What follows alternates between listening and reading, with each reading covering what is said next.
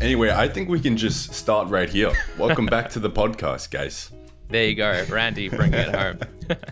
What's up, guys? Welcome back to the Cherno Podcast, the podcast without a schedule. For those of you wondering, it's been 4.5 months since the last episode, and I don't know when the next episode will be because it's all about finding a good guest, like a quality guest, like who we have here today, as well as finding the time to just sit down and have a meaningful conversation. Today we have Randy. Tell us about yourself. Yo, I'm Randy. That's all you really need to know, I guess. And we just finish the podcast here. No, that's it. I think we're pretty much done.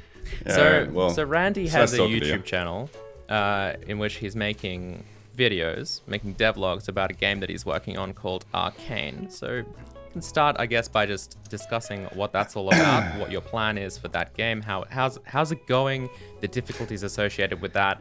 I mean, there's just so much to talk about when it comes to making a game because it's just such a difficult task. Yeah, I feel like we have quite a bit to talk about here. And we kind of use that as a jumping off point. So I've been making a game for about, 5 years now. And I kind of went into it just complete beginner. Like, this is my first ever game. And yeah, so I started out in Unreal Engine, and it was really just an act of me Googling how to make a game, right? And that was honestly just the first thing that I stumbled across. And then so I got into the whole Unreal Engine thing. I think I took some Udemy course on it and kind of just followed along with that. And that was really my first that's how I first learned how to program. It was in Unreal Engine, just like dragging and dropping blueprints around. So it wasn't really programming, but it was visual programming, and it kind of it's what wrapped my head around the entire kind of I guess it's like learning a new language basically. That's what it is. So what made you wake up one morning and decide that that's it, I'm going to make a game? Were you like playing a lot of games at the time and you wanted to tell a story or? Yeah, I was actually playing DayZ Standalone. I don't know if you've heard of it, but I haven't. Yeah, so it's basically just this really horrible game. All right, well, it's not horrible. It got off to a good start. It's just one of those early access games that is just continuously in early access. And so I really got quite into it, and I was playing it one day. And I was like, man, the devs are just really not updating this game whatsoever. I reckon I could do a better job.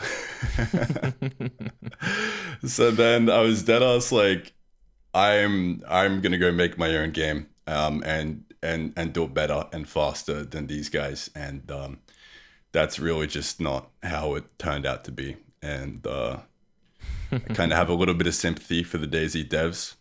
They're still quite slow though, but Wait. Did you say DayZ? That's kind of what, like the zombie game? DayZ, yeah. Like the mod for Armor. Yeah. Oh no, I know that. Yes. I thought you said DayZ. Sorry, my bad. DayZ? Yeah, no. I actually used to play a bit of DayZ like back in the day. Yeah. Yeah. So it was the standalone version of that. So they made a whole standalone version I haven't played just on Steam, and it was like an early access. That's right. I remember the stories. They basically launched it and just didn't really do anything with it at all, and it kind of just stagnated. Yeah. And then I think they switched engines at one point, and just all that kind of stuff, and then it went backwards, and it's kind of nice to draw that parallel because that's pretty much exactly what I did.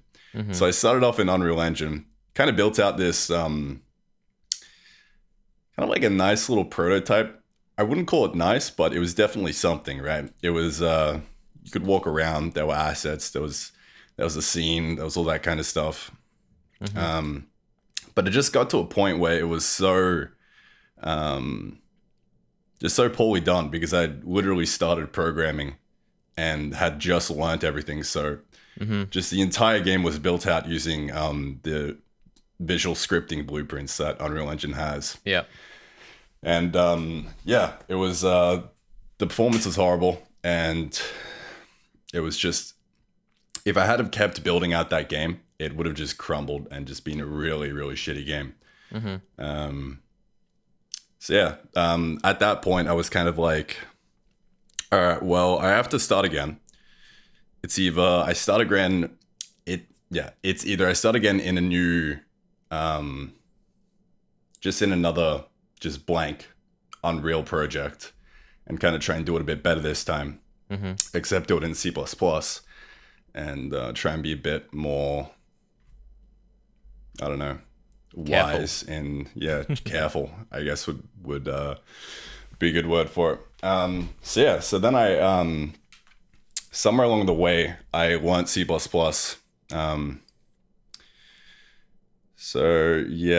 And C++ with Unreal Engine is kind of just a nightmare in itself. I didn't really know it at the time. I was just like, yeah, this is just how it goes, I guess. And you compile, takes absolutely ages to compile. And it was just quite a horrible workflow. But that did get my foot in the door for learning C++. And I actually Googled how to learn C++. And I don't know if you heard of him, but there was this guy. I think his name was like the Cherno or something. And so I basically learned C++ from you, right? And Cool. you're literally my teacher. You are who taught me programming. Oh, I'm honored. And then I just kind of worked my way through that. I remember the biggest help was your video on pointers, and that's what really wrapped my head around pointers. Filmed in my parents' kitchen Yeah. while they were away in Europe. So that was good. And then I got into C++. I was kind of using that with Unreal Engine. Yeah. And then I got to a point where I was like, all right, well, I need to rebuild this again. Why don't I just try and make my own engine? So then I actually followed your Sparky series.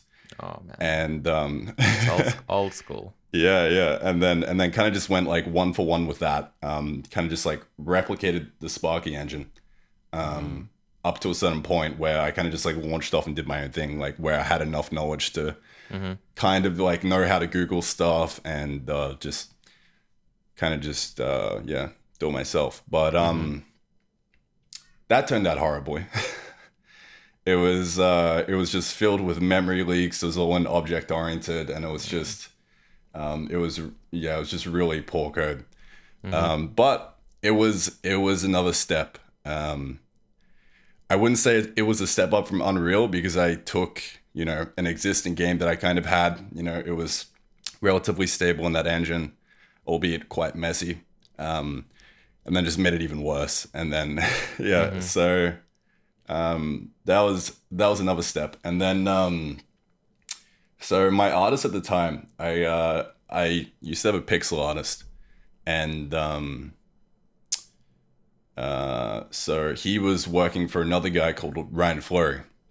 And I actually kind of just met Ryan that way through our pixel artist, and he was making a game from scratch with his own engine, and he seemed to be doing quite well, and he was actually just doing it all in C. And I don't know if you've heard about the handmade community. Yep. Yeah. So he's actually lead on that now. Cool. But yeah, so he's kind of just taken the handmade philosophy and applied it to just that entire telescope engine that he has. And then eventually, I was kind of just sitting in my C++ engine that I kind of just threw together really horribly.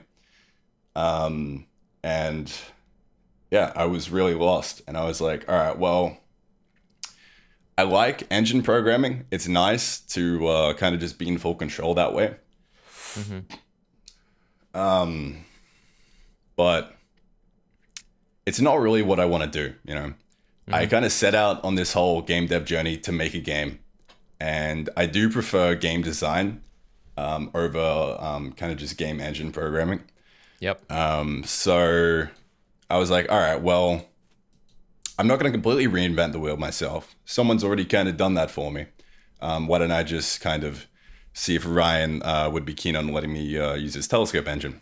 And he was kind enough to let me do so. And kind of since then, it's been about 2 years since then, and I was thrust into C, and yeah, just basically had to learn C. It was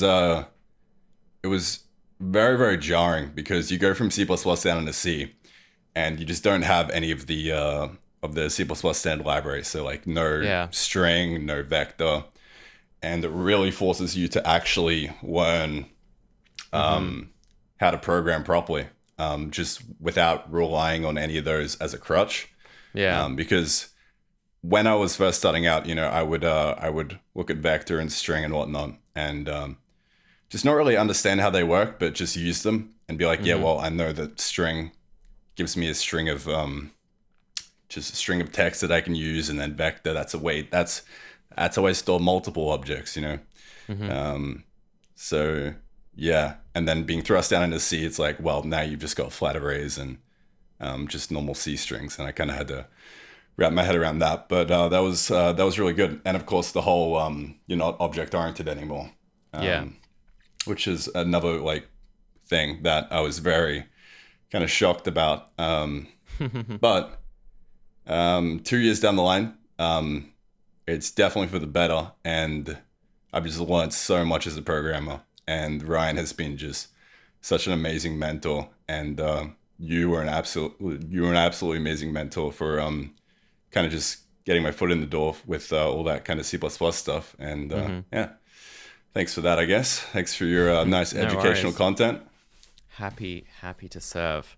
I was going to say that, yeah, regarding like the C standard library versus the C++ standard library, yeah, like a lot of people would definitely agree that that's a bit of a blessing there, not having things like vector, things like string, because they are getting better these days. Now we have like context-based strings and various other ways to kind of not necessarily, let's just say, bear the full performance penalty of using some of these tools without properly knowing how.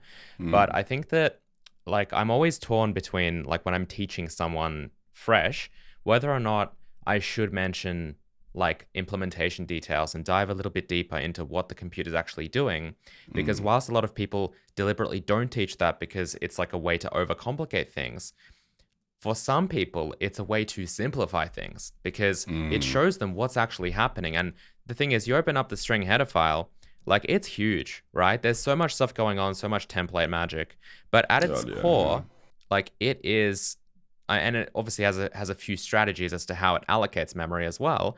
But at its core, it's really quite simple. It's just a series of bytes of memory with usually a null termination character that is fixed. It's immutable. You can't change it. And so when you do start changing it, for example, it may need to reallocate memory. Same with vector as well. It has a very clear kind of, if you look at the implementation, it is implementation specific, but it's got a very clear kind of strategy for how it's like, oh, I don't have room to store this new element that you're pushing back, so I will now allocate a new buffer and try and copy, or in more recent times, move that existing memory over into some other place. So I think not having that in C, in many ways has probably, I would say, thrown you into the deep end and accelerated that kind of lower level programming ability in you that long term, especially someone who's working on a game where you have to be conscious of performance, like I think that's definitely benefited you a lot.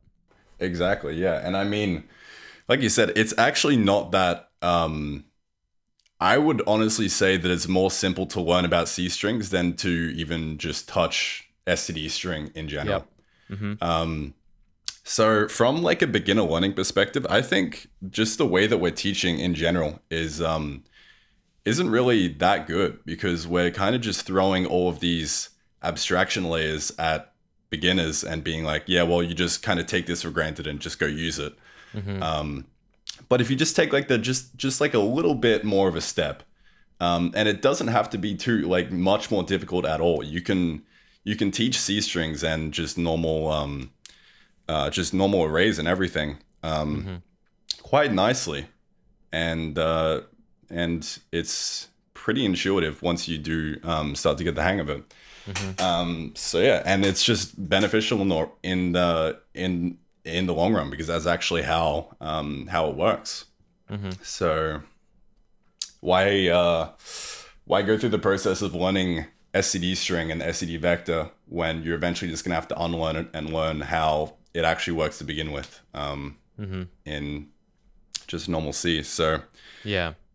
I mean, it is a bit of a trade-off of like how much you want to kind of throw at a beginner and not scare them off, I guess. But I feel like there's definitely ways we can mitigate that and kind of have a better curriculum overall. Yeah. Yeah, and it's interesting because like in our industry where like, again, performance is quite critical, like the C++ standard committee and their library is not necessarily prioritizing performance over things like usability and like maintainability. Although to be fair, I don't know how. Their code is obviously like, so for those of you who don't know, every compiler actually has its own standard library. So it's not like the committee decides this is the implementation for string, this is the implementation for vector. It's kind of like with rendering APIs like OpenGL and Vulkan. They're a specification, and then it's up to the GPU manufacturer in that case to actually take the specification and write code for their drivers that fits that specification and fulfills it properly. Same with C++ library. So the Microsoft Visual Studio compiler's implementation is quite different from GCC or Clang. And so because of that, like, again, they do prioritize different things, and some implementations are faster than others. And it's because we're in this kind of real-time performance situation, things like memory allocations are way less desirable than if you were writing some kind of offline conversion tool where maybe like it didn't matter too much. I mean, I would argue that optimization is important in pretty much every aspect of programming, but the point being that a lot of game engines, I think it's less so recently because the tools have become better, but especially like 10 years ago and with different platforms like PlayStation, Xbox, like the game studios behind those games and their kind of engine technology, they write their own data structures a lot of the time, right? So a good example is, because I worked at EA STL, right? That's kind of their standard template library that is actually on GitHub for anyone to use. That is specifically kind of created with optimization performance games in mind compared to something like the normal standard template library. And the fact that if you are working in C, you're forced to kind of create a lot of your own tools. You could just use a library, obviously, like some other person's library. But I'm sure that Telescope has so many things built in. They probably have something for like strings. They probably have something for like dynamic arrays, maybe. There's actually none of that. There you go.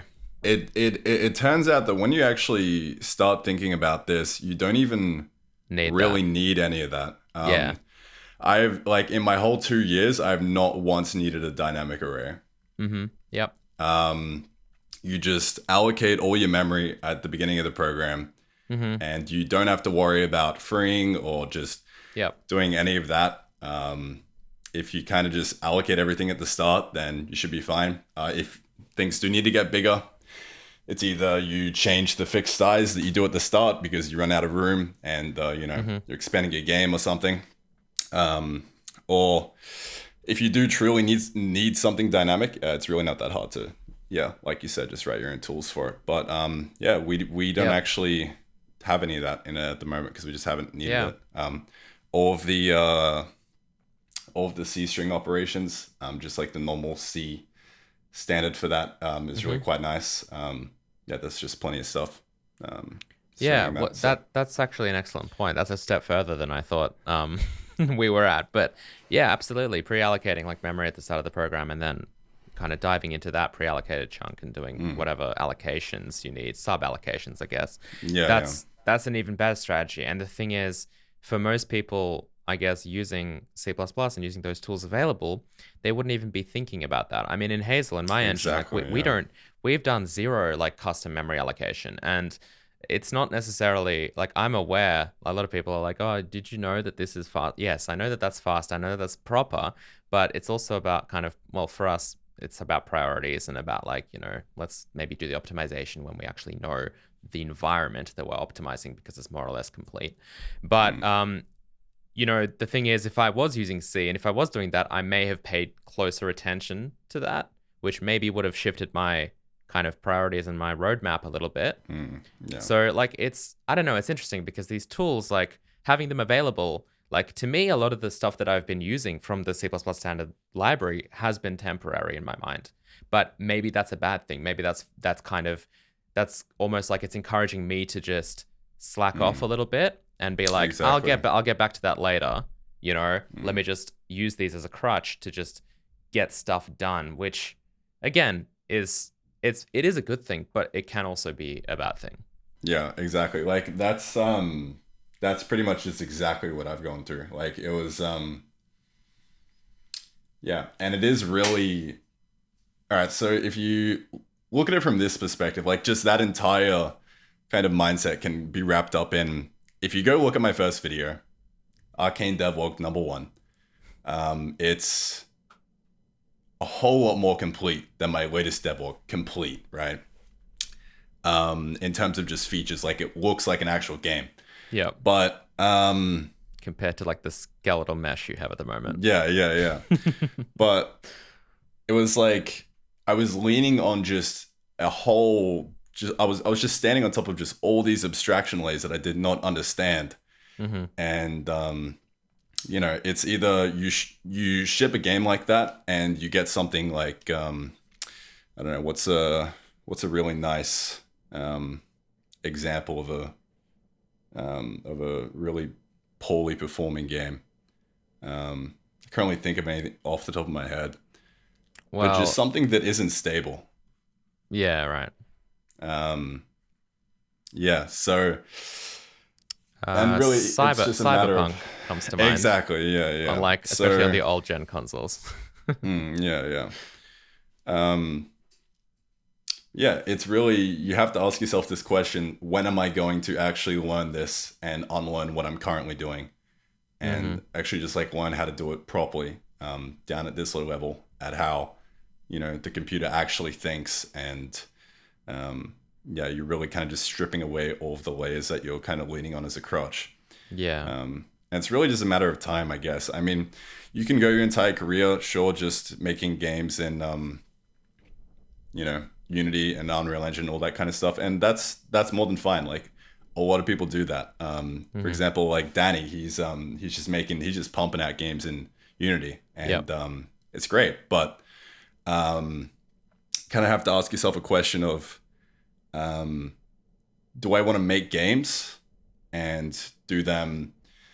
I don't really know how to word this, but right this very second, do I want to just pump out games, or do I want to invest the time in learning all the tools for like a good couple of years, all the tools necessary for me to go down into such a low level and have such a deep understanding of how everything actually works, but then later on be a whole lot better off and like reach a much higher ceiling than what someone currently using Unity, for example, would be doing. So I've kind of taken the long haul approach, and as a result, it looks like I've taken just like a million steps back, and my latest video is like very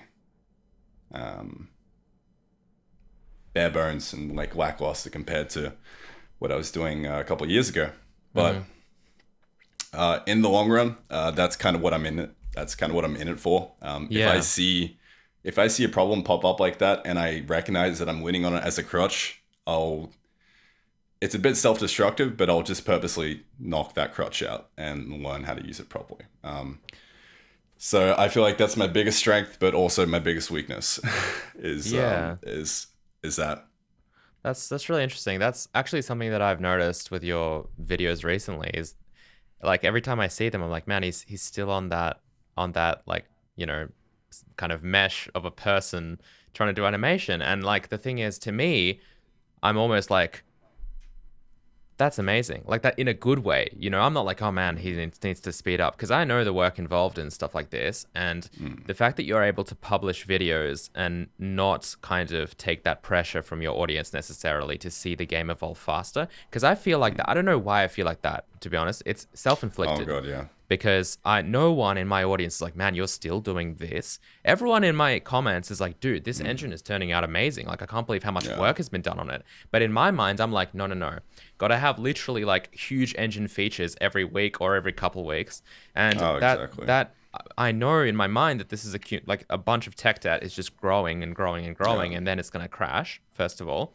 But also, like, it's not necessarily true. It's not necessarily real life. This isn't really what, like, if I was a tech director on like an actual in an actual big company working on this engine, I would not be producing, this would not be the roadmap, right? Yeah. We would be doing things a lot differently. And I think that, if anything, your latest videos have inspired me to make more boring videos that are more true to what it's like to actually develop this properly.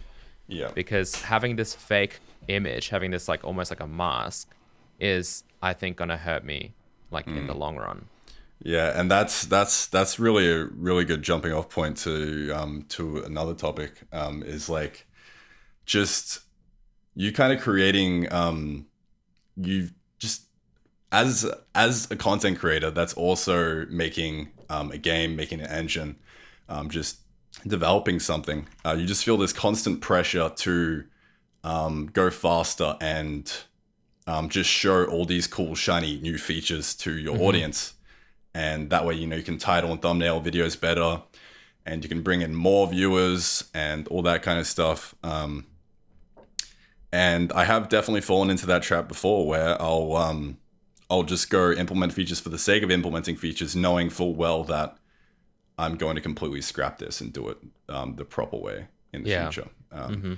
And recently, I've kind of I had a bit of a break for a while, and I got really demotivated for making devlogs, just mainly because of that reason.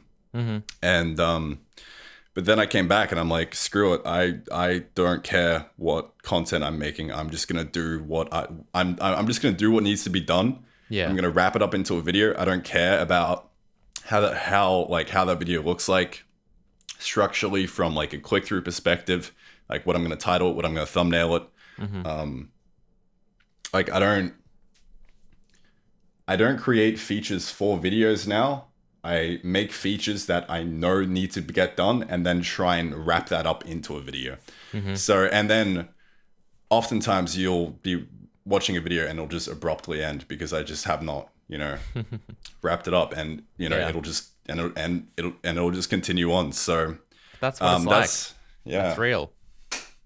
I go to bed I go to bed with the engine not compiling sometimes. It's not like, it's not like everything's just rainbows and butterflies all the time. Like a video usually is. This entire podcast isn't going to be about programming. Like, we're not going to just blabber on about kind of just this niche chat between two programmers. But I mean, like, a good portion of the people clicking on this video are going to be programmers themselves, but that's not really, like, we can't just talk for 2 hours straight about programming. So, yeah, there's definitely going to be more to this than just that. And I feel like we've kind of just gotten through that nice little programming segment, and we can kind of just wave goodbye to it. All right, Mr. No Programming Chat. What should we talk about? All right, well, we are always going to circle back to programming. But I don't know. What's like the most exciting thing going on in your life at the moment? The most exciting thing going on in my life at the moment, to be honest, programming. Well, to be honest, like, not much. I mean, I'm sitting here in lockdown in Melbourne. So how much excitement can one have? True, very true. Yeah, I mean, bit of a downer question. Yep. It's the most exciting. No, I've got some exciting things going on, which I will reveal eventually when the time comes. There are some exciting things definitely coming. But to be honest, like, I'm happy to kind of be in the space that I'm at right now. Like, when I first quit my job, which was like a bit over 2 years ago, actually. So I used to work for EA, for those of you who don't know, on like game engine stuff. So when I quit that, it was interesting because, like, I think that at that point in time, like I had just got married, like work was kind of the last thing on my mind. Like we actually did, this was in 2019. Like my wife and I had traveled so much. So we went to like Japan for our honeymoon. We went to Europe later. We went to like Norway, Germany. We did a lot of stuff, and it was almost as if we knew that like the following year everything is going to be closed because of COVID. So it was a really nice kind of time. And so one of the things that I did, and that was actually one of the reasons why I decided that, okay, I want to take a break from work. Like, we'll see how this, like, YouTube and me making, like, my own stuff goes. If anything, like, you know, I can always find a job. I don't think that's a huge You can always issue. go back to it, yeah. Exactly, yeah. Yeah, they told me that if I change my mind, come back. So Yeah. I knew that like I had a bit of a safety net, but I just wanted to try and live like a little bit differently. And in the beginning, like if you go back to like the second half of 2019, like Hazel and what I was working on was kind of in its early stages. And because of that, like I think that it's so discouraging when you look at a big project in front of you and you see just how complicated it is. Like if you were to like begin working on this huge complex game or this huge complex game engine or any piece of software really, you know, even stuff outside of software, like I don't know, you want to do some woodworking and build this like enormous old school wardrobe. I don't know. You know, there's just it's so the task can be so daunting, and trying to plan it, trying to just it can give you anxiety and overwhelm you so much. But yeah, it's almost like you look at say there's like 100 steps in the whole process. Instead of focusing on like the very first step you need to take, you look at steps 2 to 100. Yeah. And you look at the other 99 steps you have to take, and you kind of just, but you really just need to kind of just put the blinders on and just look at that first step and just take it. Yeah. And kind of just ignore everything else. And absolutely. Just I think that just doing the work, just shut up and do the work. Just sit down and start writing the code. Like that is that. Yeah, just like stop over planning everything. Just go. And the thing is, it happens. It doesn't just happen with indie programmers or developers who have to like be their own boss and set their own schedule and all of that. Like I think maybe it's a bit more kind of a problem there. Because some days I just like wake up at like I get up at like 12 because I'm like, dude, what's the point? Like I'm never gonna achieve anything. Like this is ridiculous, you know? It's kind of like depending on it depends on my mood a lot of the time. But like in the professional industry as well, like, you know, we had game teams over at EA who would have meetings to figure out like why they were behind. And those meetings would sometimes go for the whole day. And it's like, guys, like, I think we had to, like, as the kind of core team at the time, we had to step in and be like, you know, you guys should really, like, you know, not to tell you how to do your jobs, but maybe if you stopped having meetings and actually told your engineers to start writing the code, you would get more stuff done. And I think that, like, that's, you know, whenever I feel like that, I'm like, okay, I don't care what's to come. I don't care that, like, oh no, someone sent me a link to all this cool stuff that Unreal Engine is doing that I'll probably never achieve. Like, I don't care about any of that. Let's put that out of the way, because what I'm going to do is just focus on the thing that I'm actually working on, the thing that I'm actually doing. And then I'll cross that bridge when I get there. And, you know, now looking back at it, like the whole reason I kind of started this chat was because, you know, where Hazel is at right now, like that's so much. Like if I back then 2 years ago, did not think I would be here. And the fact that I'm already at this space where, like, you know, people have started actually making games with it. Like we have some pretty cool demos coming. Like it's got so many features, so many contributors have joined the team as well. Like it's growing so much, and now it's a completely different like game, right? Like the motivation I feel now is a lot more than 2 years ago when I had just started.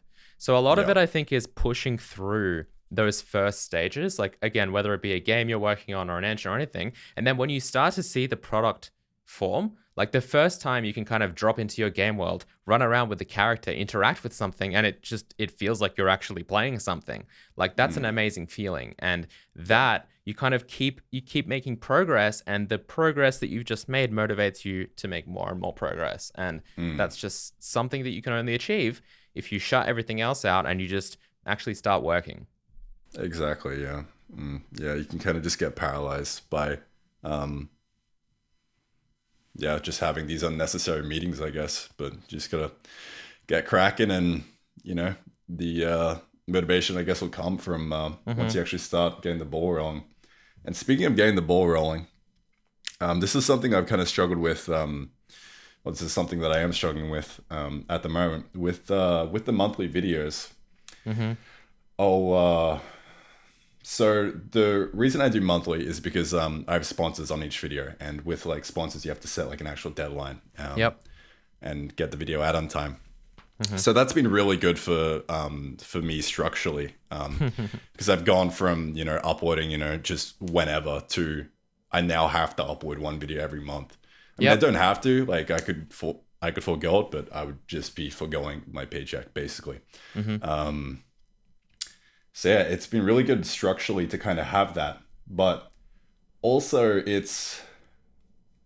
I'll get to the end of the month, and it'll take me probably about a week all in all to organize all the footage together, edit it up, and just kind of have it ready to publish. Yeah.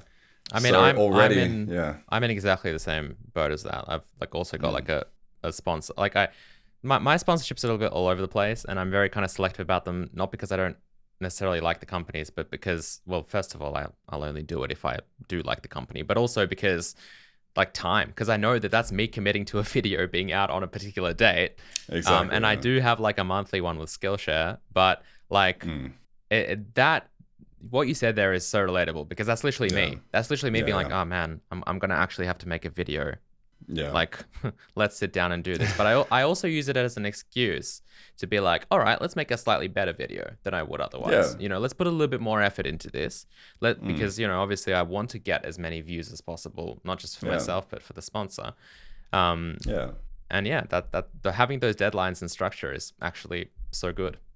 Exactly. And if you can figure out a way to kind of just impose a structure on your own work, like whatever it be, try and find a way to set deadlines, because they are just so unbelievably powerful. Yeah. Because without deadlines, without clear goals, it's pretty easy to flail around and kind of just get trapped in this paralysis of overplanning and overthinking things, and you're just not motivated to really show up and actually get the work in.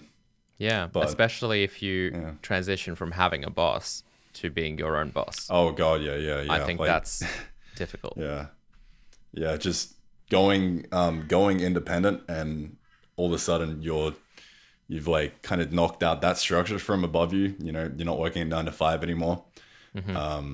That was definitely something that I struggled with as well. Like just waking up and trying to figure out how to structure things. Like when I first started, I was just in constant grind mode. Like I would just every like waking hour would be dedicated to work, and I'd be like, all right, I've got to be focused on this just 24/7.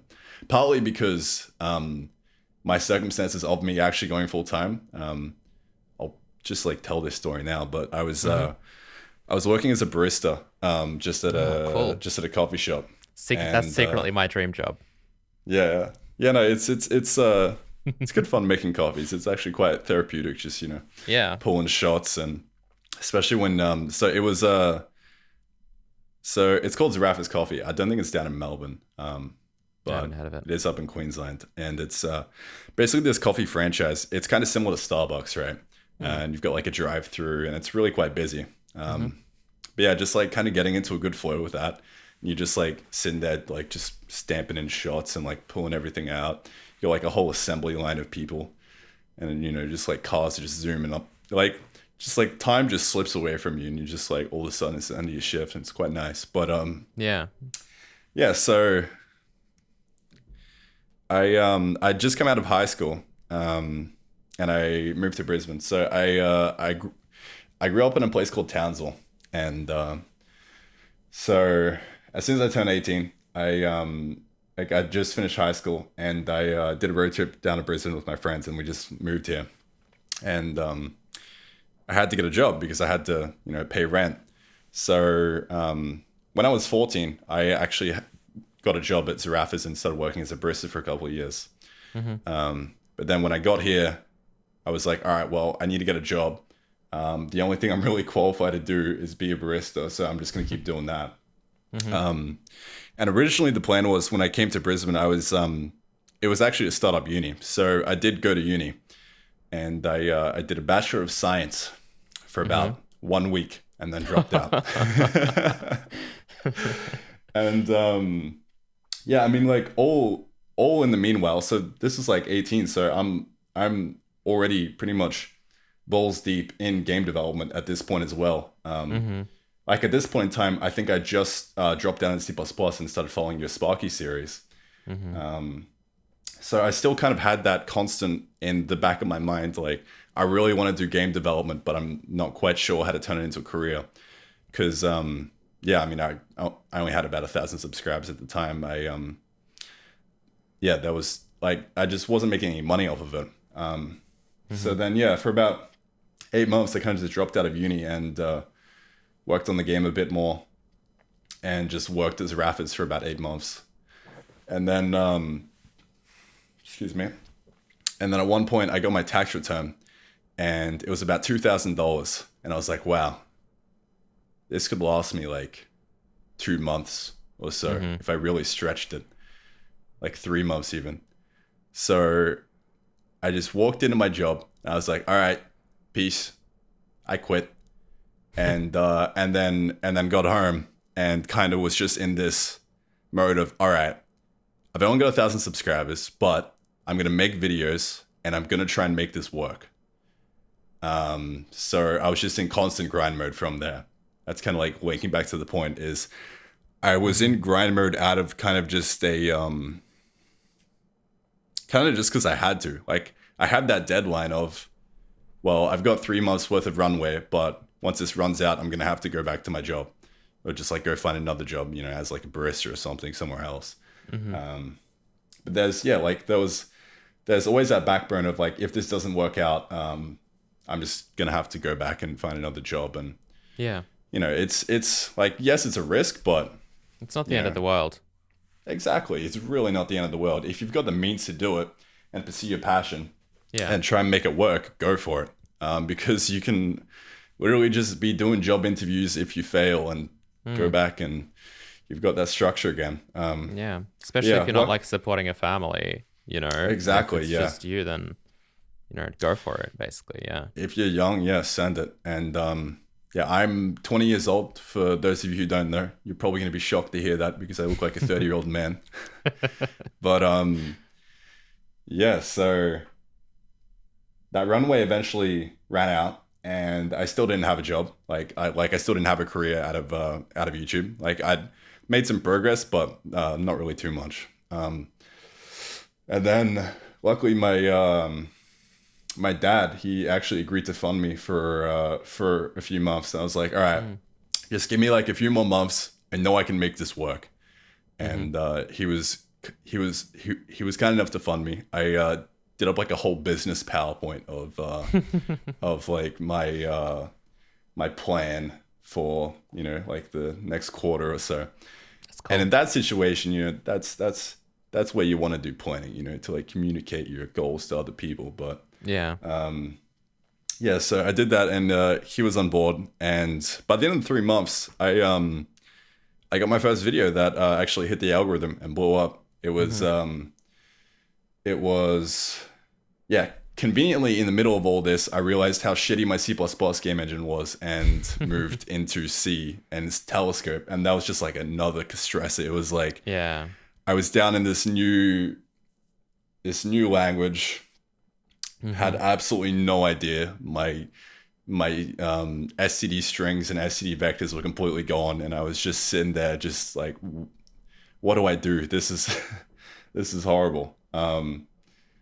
But yeah, so yeah, and then I kind of like just went towards it that way. And the first video that blew up was, I think it was titled "Switching My Game to a New Engine in 1 Week," and I had a pretty nice thumbnail of like before and after, and I slapped on some of Telescope's pixel art, shadow stuff and bloom that Ryan had going on, and it looked quite nice.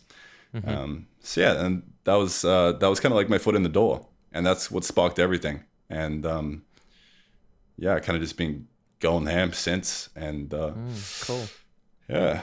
So those So first my life story. videos, those first like Arcane videos, like the very first devlog, for example, that was in your C++ game engine. No, so the first, I would say, I think it was about 6. That was in Unreal Engine. Okay. So I would have been about 15, 16. And then probably from like, I think it was, yeah, that was just, it was just at one point, it was like 7 to 13 or something like that. That was in the C++ game engine. Yeah, right. In the Sparky clone. And yeah, and then yeah, eventually I hit a turning point where I moved down into C, and oddly enough, that was the video that launched my entire YouTube channel as well. So it was kind of poetic in that regard as well. Yeah, cool. Yeah. Yeah, I guess that's all there is to my life story so far. Right now, I'm kind of just chugging along, and I've gotten into a pretty nice routine where I'll wake up and I'll go for a work session, and all my work sessions are recorded live on Twitch. And so yeah, I'll usually just go for about 1.5 hours. That's about my limit that I've found. Like anything past that, yes, I can technically still get it done, but not as like cognitively sharp, and will most likely make more mistakes than actual progress. So I'll kind of just stop, relax a bit, go have some lunch, chill out, and go for a walk, and then come back and do a second session if I'm on a roll, right? So if I'm like right in the middle of the month, it's not the beginning of the month after I've just edited the video and I've had like kind of like some time off. That'll usually be a bit of a slow start. I'll usually do like 1 session a day. That's what I've been doing for about, the past 5 days or so. Then once I get into a good groove, I'll usually do about 2 sessions a day, maybe sometimes 3 sessions a day, of just 1.5 hour work sessions. Right. And this is like serious work. It's not like I have Twitch chat up and I'm kind of like, browsing Twitch chat and kind of like half in, half out. It's like, most of the time I'm sitting there in silence, just programming. And for some reason, people are still sitting there watching that. Yeah, it's pretty obvious that you don't have Twitch chat up during the the switch to smooth shading. yeah. And then at some points when I do get like really stuck, I'll just, bring up chat, and it's kind of just like a good way of instead of Googling something, I'll just say what I'm struggling with, and maybe some people will have answers to that. Yeah, so in that situations it's great, but I would say about 95% of the time, if I'm doing a serious work session, chat just won't be up.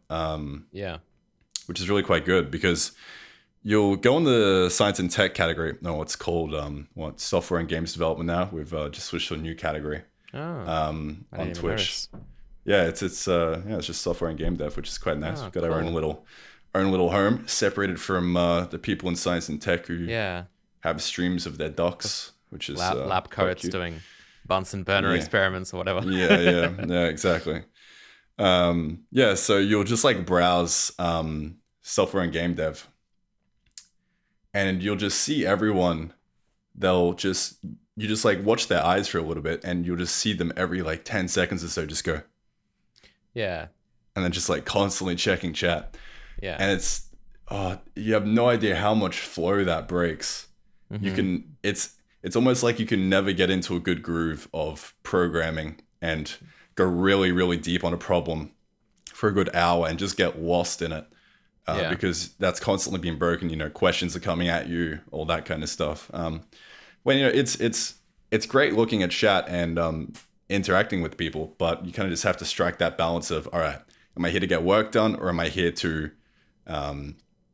talk to people and kind of just be a bit more shallow in my whole approach to everything. So I mostly I don't know, when I try and live stream often, and every time I do a stream, like I genuinely enjoy it and I want to do it again, but looking back on the amount of work that I've achieved during a live stream, it's just so it's not like it's very insignificant because apart Exactly. from when Yeah. I do like I had like a year ago I had like a Vulkan week where I basically tried to move the whole engine from OpenGL to Vulkan.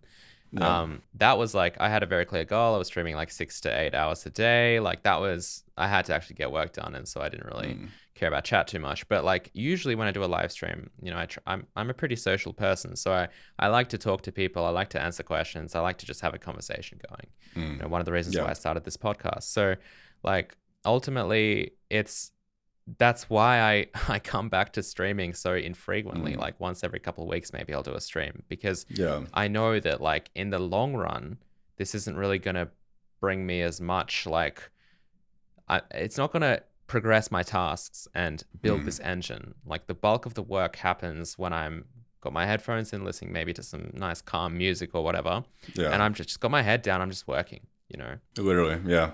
Yeah. And yeah, so that's the exact realization that I came to. And so then I started doing that, and I just stopped live streaming for like months. Mm-hmm. And I was just sitting there working. But then one day I'm like, all right, what if I were to just hit the go live button, but just not even act like I'm live streaming and just Mm-hmm. continue working? So then I've started kind of doing that. Now it's a little bit more integrated with chat, and I do treat it a bit more like a live stream. So I've kind of gone back to my old ways of like the stream highlights. But Mm-hmm. for the most part, I just hit the go live button and I just work, and then I just stop, and then I'm done. And well, then that brings up the question, well, what's the whole benefit to live streaming if you're not going to interact with chat and you're just rocking up to do work? But there's a couple of things. It's like, well, people are still watching this, which is kind of odd. I have like an average of about 200 viewers, and I'm just kind of sitting there. I'll be thinking out loud and, you know, just doing my whole thought process that way. Mm-hmm. And yeah, I mean, some people do enjoy it. But then the other thing is, I've actually started just making stream highlights on the second channel and Mm-hmm. just wrapping up. So I'll probably do about 3 sessions of 1.5 hours, and that would make a second channel video. Mm-hmm. And what that is it's a way for me to constantly try and improve my. Well, it's just like a constant, you know, like 2-3 videos a week over there.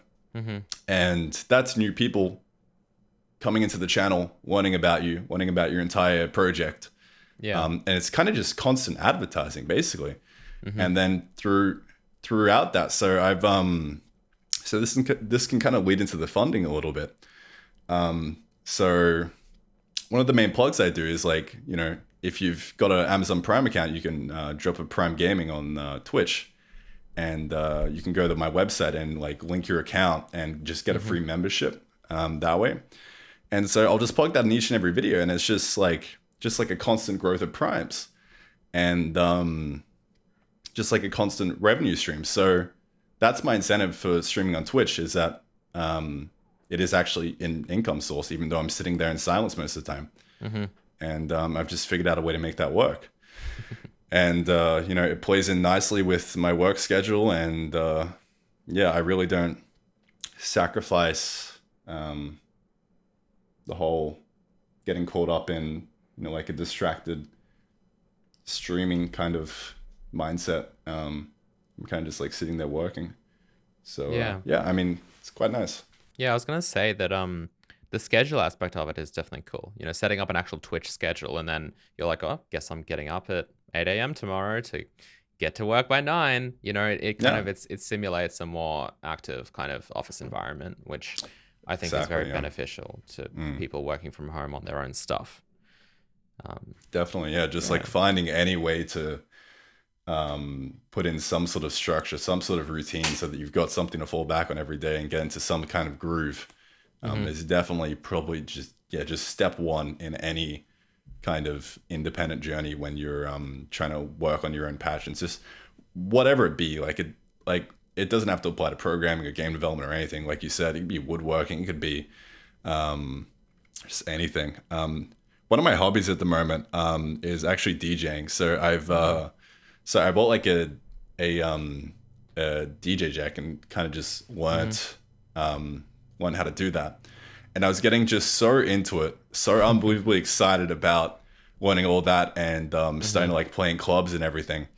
And I was kind of just neglecting my game dev. So it was like, well, I kind of really want to go do this now. But then I was kind of interfering with, you know, my current job and like my current source of income and everything. Yeah. So I've kind of had to just take that deck and just like lock it away in a cupboard. And now I just don't touch it because I know if I do, I'm just kind of going to go ham on it.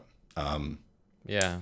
I'm not very good at multi-threading. I can only kind of just focus on one task at a time. Right. Even when it comes to hobbies, it's like I'll try and find a way to make my hobbies a career, and that's kind of what happened with that whole DJ thing. Yeah. Yeah, but I mean, it's not that I'm not going to come back to it. I've been reading a book recently called Deep Work, and the author was describing some kind of scheduling, I guess, to your work, and it's like it's going to be a whole lot better for you to focus on one thing for an extended period of time than focus on two things for an equally, you know, lengthy period of time. Yeah. Because you're switching from one task to another. It's called context switching. Yep. And you leave residue, like attention residue, from the previous task, and then it kind of like it stays around, and you struggle to switch into the new task, and it kind of just like breaks your flow that way.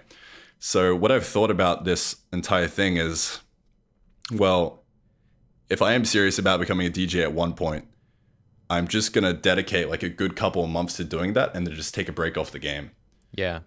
So now I'm just like working on the game constantly, and then at one point, so in December of this year, I'm actually gonna just dedicate a whole month to it, because you know it's like my birthday month and Christmas and all of that, and I figured it'd be a good time to do it. And yeah, so kind of just splitting up work into that. Yeah, I think the context switching thing is that's definitely important. Like, so when I worked at EA, like I worked full time, so 5 days a week. And then what would happen is I would come home like 6, 7 p.m. and then I would do YouTube stuff. And so kind of during the day, I was kind of thinking about, okay, what video am I going to make tonight? And how am I going to, you know, how am I going to have time to cook myself dinner? And this is before I was married. So, you know, no dinner prepared for me when I come home. But, you know, how am I going to fit in all of that stuff? And then also plan and shoot and edit a video like on C++. This is while I was doing the C++ series. And so what I did is I went up to my manager and I was like, listen, so this is what my day looks like. I get to work, I, you know, work, and then I get home and I do all of this stuff. Could I possibly work for 10 hours a day here in the office at EA instead of 8 hours and then have 1 day per week off? And he was happy with that. So Monday, and then Wednesday, Thursday, Friday, I was in the office, and then Tuesday, I just had 1 day dedicated to like, to making videos and all the YouTube kind of stuff. And so that was beneficial to both things, because I was getting into the office at like 8 a.m., leaving at like 6, and I was able to, that was it. That was an EA day, you know, was, all the time I was just plugged into like just doing EA work. I didn't have to worry about anything else. And I think that definitely showed improvements in both kind of the YouTube stuff that I was doing and also my work at EA. So yeah, trying to context switch less. But I always like struggle with that because I really like diversity. I don't like doing the same stuff over and over again. And I think that if you just do one thing in a day, that's not too bad. But if every day I wake up and do the same thing over and over and over again, that really wears me out. I like to do different things. And with my hobbies as well, like I have a lot of things I'm interested in aside from just programming, and fitting that in. Like, what's your work-life balance like when you're not, you know, allocating a month to do, say, DJing?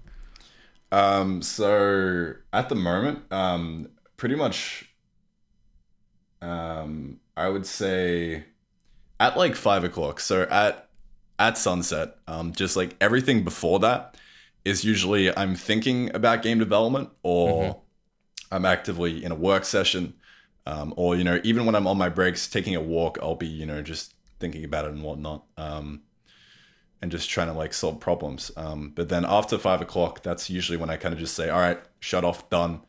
Just like absolutely nothing after that. Yeah, so then in that kind of like recreational time, I'll usually what'll happen is I'll just lay on the couch and just kind of zone out and just watch Netflix or something.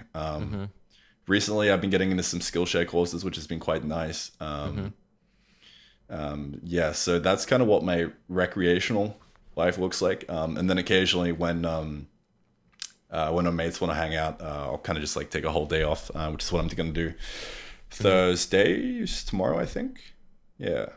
So yeah, that's kind of what my work-life balance looks like. I don't really take weekends off. I just kind of work every single day. Right. But Okay. I generally enjoy it. Like you said, with you kind of get bored of just focusing on like the one thing over and over again. The way I kind of work around that is I'll have multiple things that I really enjoy Just bounce between surrounding tasks. game development. Yeah. Yeah. So if I get sick of one thing, so say I'm stuck on, I've been kind of bad with this lately, but say I'm stuck on just that massive problem that I had last video with vertex skinning. That kind of really just threw me off. But let's say in a perfect world, I was stuck on a problem, technically, in the game engine. I would then maybe just like switch to game design and then just do some research on game design, try and pad out the story, just like constantly just approach the just the entire task of game development from multiple angles. So you kind of just have like subcategories that you work on throughout the day. So that's how it kind of like stays fresh to me and kind of constantly motivates me, because sometimes I'll be really just demotivated with like the programming side of like game engine things. But then I'll be like really excited about, you know, this new gameplay idea or story idea that I came up with, and that'll kind of just like keep me hooked in constantly. So I'm kind of fine with working every day. But yeah, I mean, like I would say probably like once a week, once every 2 weeks, I'll just have like a full day off and hang out with friends. Like usually I like to keep it once a week, having like a full day off. But recently, especially, I've actually got to get this video out by the 25th instead of the 30th this month, because I'm actually going to be flying to the Northern Territory to spend time with my dad, and we're going to do like a road trip across. I can't talk. We're going to do a road trip across the Simpson Desert and just kind of like drive back to Brisbane. Yeah, so that's going to be pretty fun. Yeah. So right now I'm in full grind mode. Obviously kind of just taking a bit of break to talk to you and have a nice little conversation today. But I would like to get a work session in today. Yeah, so that's kind of what my work-life balance looks like. It is a lot more work than some people would be comfortable with. But to that I say, I don't actually do much work each day. I do like 2 sessions on average, like 1.5 hours. Like that's 3 hours of work each day. Yeah, right. But the fact that I do it so intensely and so like concentrated, like it's better to do that than to say rock up to a 9 to 5 and work for those whole like, how many hours is that? 8? Yeah. Yes. Per day. So like it's better to like kind of chunk it up into into these sessions, I find, instead of just sitting at your desk for 8 hours, you know, maybe having a lunch break. But, you know, if you're sitting there working on an issue for like 4 hours at a time, there's going to be like a drop-off point for efficiency at some point. And it's like, are you really working, or are you just, you know, kind of surfing the internet, checking your phone every 10 seconds, looking at email, all these kind of different things that, you know, kind of just say to yourself like, yeah, sure, I'm working. I'm getting stuff done. I'm looking busy to my boss. That's all that really matters. For sure. That's like the whole 4-day work week thing, and like even 3-day work week. I think some people are proposing like, it's that can actually increase productivity because people are burning out less. People are spending less time, you know, with their mind wandering. They're more focused, basically, which is exactly what you're talking about. So I definitely totally get that. What do you do when you wake up? When you wake up one morning and, you know, you've got this stuff lined up, but for whatever reason you're just not motivated? How do you handle that? That was yesterday. So my alarm went off at like 6. I usually wake up at 6 and just go for a walk. But my alarm went off, and I was like, oh, I'm just feeling tired, and I kind of just turned off the alarm and just laid back in bed, and then struggled to pull myself out of bed for the next 3 hours. But I did eventually get up and get some work done. But like for the days when I'm just completely demotivated, say I'm working on like a really tricky problem, and it's just like I have no idea what to do. I'm just stumped. You know, during those days, you kind of just have to give yourself permission to like you just have to make a decision. You got to be like, all right, today's my day off. I'm just going to have the day off, and I'm just going to go do something that I genuinely enjoy. I'm going to go hang out with friends. I'm going to go surfing. I'm going to, go for a nice walk. Just treat yourself, Yeah.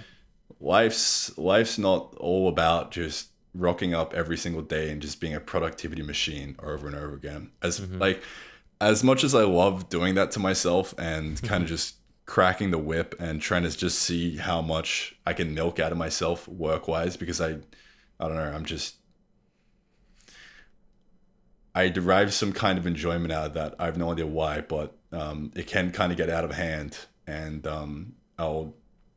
sometimes I'll just catch myself just beating myself up because I'm not working hard enough. But in those moments, you kind of just gotta be like, no, let's go spend time with friends and kind of chill out. And there's more to life than just optimizing for productivity. Yeah. No, for sure. Yeah, but there's also like, I mean, I think it's also you need to strike a balance obviously with that, because some Exactly. week I'll admit there's some days it's like the third day and I'm like, nah man, just treat yourself, just just keep going. And it's like, I don't know, I've been playing Hollow Knight recently, on my Switch, like in bed, like a lot. And I really like that game, and I started playing that game actually, believe it or not, as like because I wanted to, first of all, but also as a bit of a research task. Because I was like, Hazel, like the game engine series is going 2D only basically, so there's like a Hazel 2D is a thing now, and I need to look at some good 2D games that aren't just some kind of like the normal like pixel art thing that a lot of people are doing.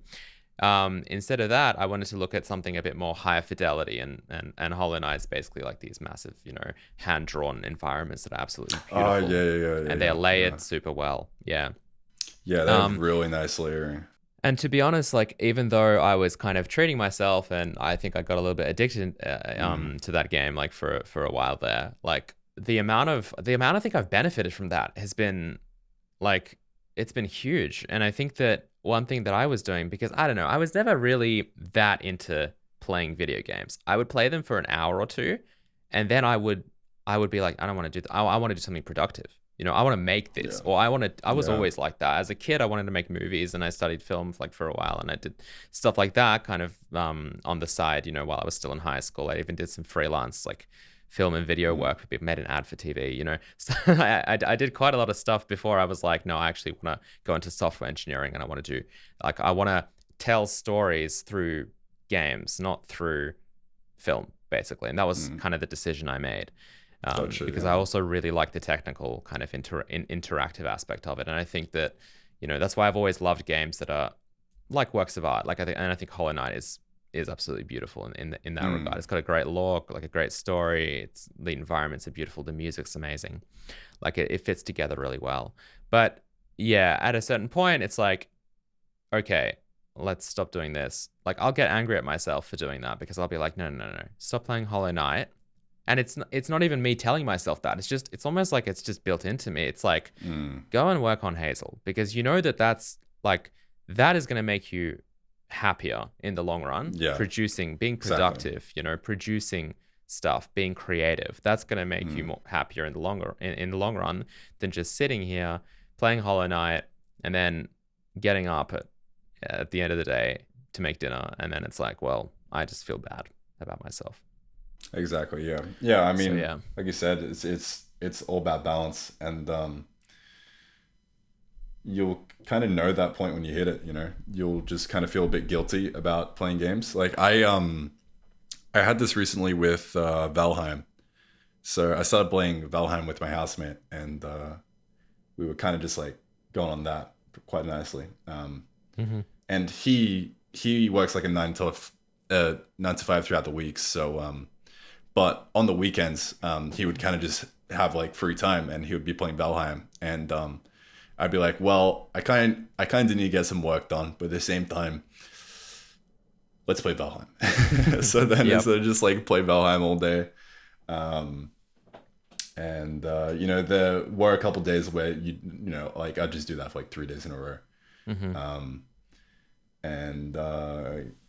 Yeah, but I got into Valheim for pretty much the exact same reason. It was like when I first booted it up, I was like, wow, this is a really nice survival game, because like my thing is survival games. Is I really enjoy that whole gameplay loop of like collection, crafting, and you know, playing with that and just kind of like upgrading, just like constant kind of like just that entire gameplay loop, right? So I was playing Valheim, and I was just getting kind of like really motivated to like just to work on Arcane and just like go back to it. I would just be mid game playing with my housemate, and I'd be like, all right, well, I'm gonna go dip and get some work done, because I'm really just genuinely excited to go do that now.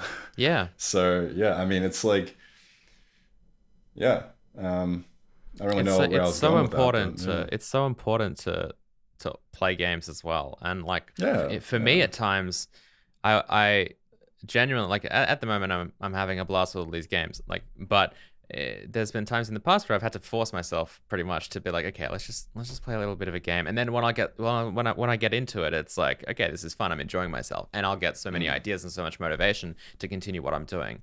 But it's like, you know, a lot of, you know, film directors, they watch movies a lot. Like, you know, it's rare for them to be like, okay, I want to be, maybe for some special project, they'll be like, no contact with the outside world. I don't want anything. I'm going to try and produce something original.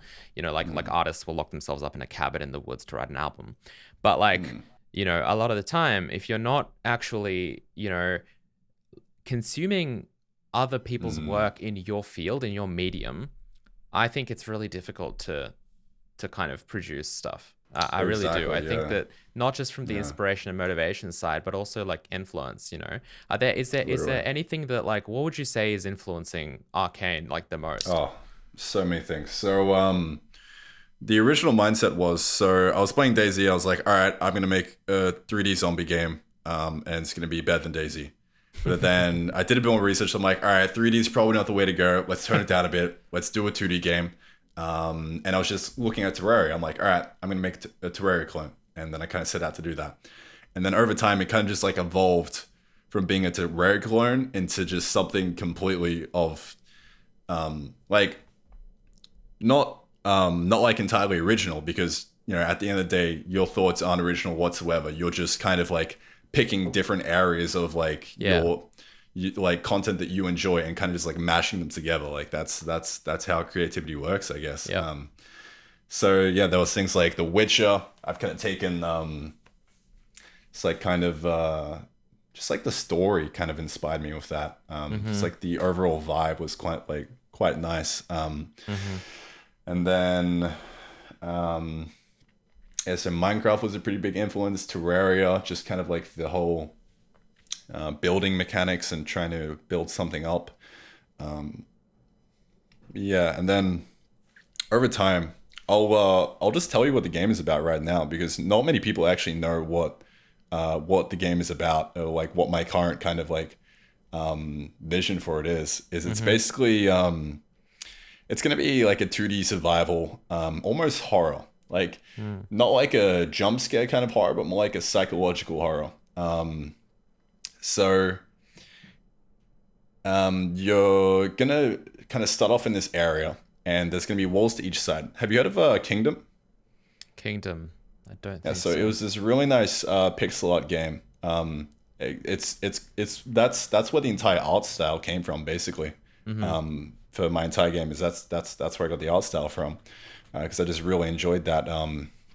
It's kind of like a almost realistic 2D, realistic 2D pixel art.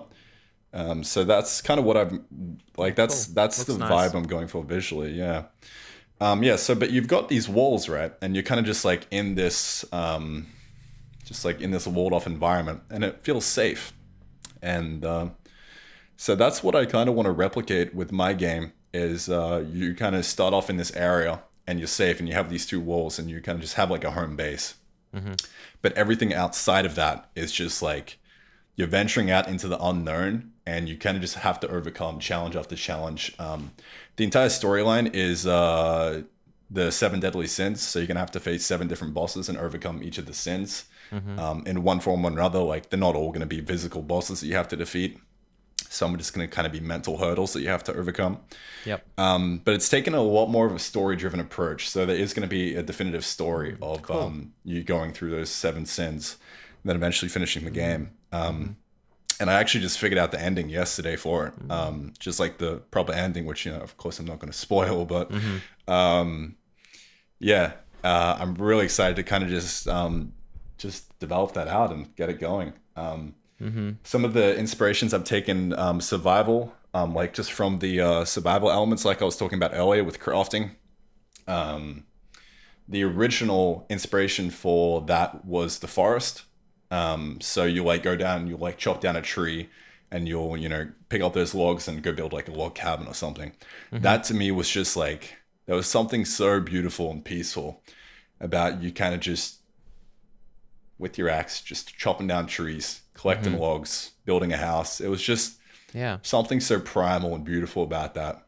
Definitely. And I would love to replicate that as well. So just like a bunch of different little games that I played over the years, kind of just, I'm taking all my favorite parts of the games that I played and kind of merging them into one. The thing I didn't really like about Minecraft, but like this was kind of like the whole draw of it basically, is it didn't really have a story. Like you just go to the end, you kill the Ender Dragon, you like hop in, and then you kind of just carry on with playing. So I did like the whole sandboxy environment to it. Like that's obviously like the whole draw is you can literally do anything. But it was kind of just infinite, and there was no definitive ending. It's just ongoing until you get bored, basically.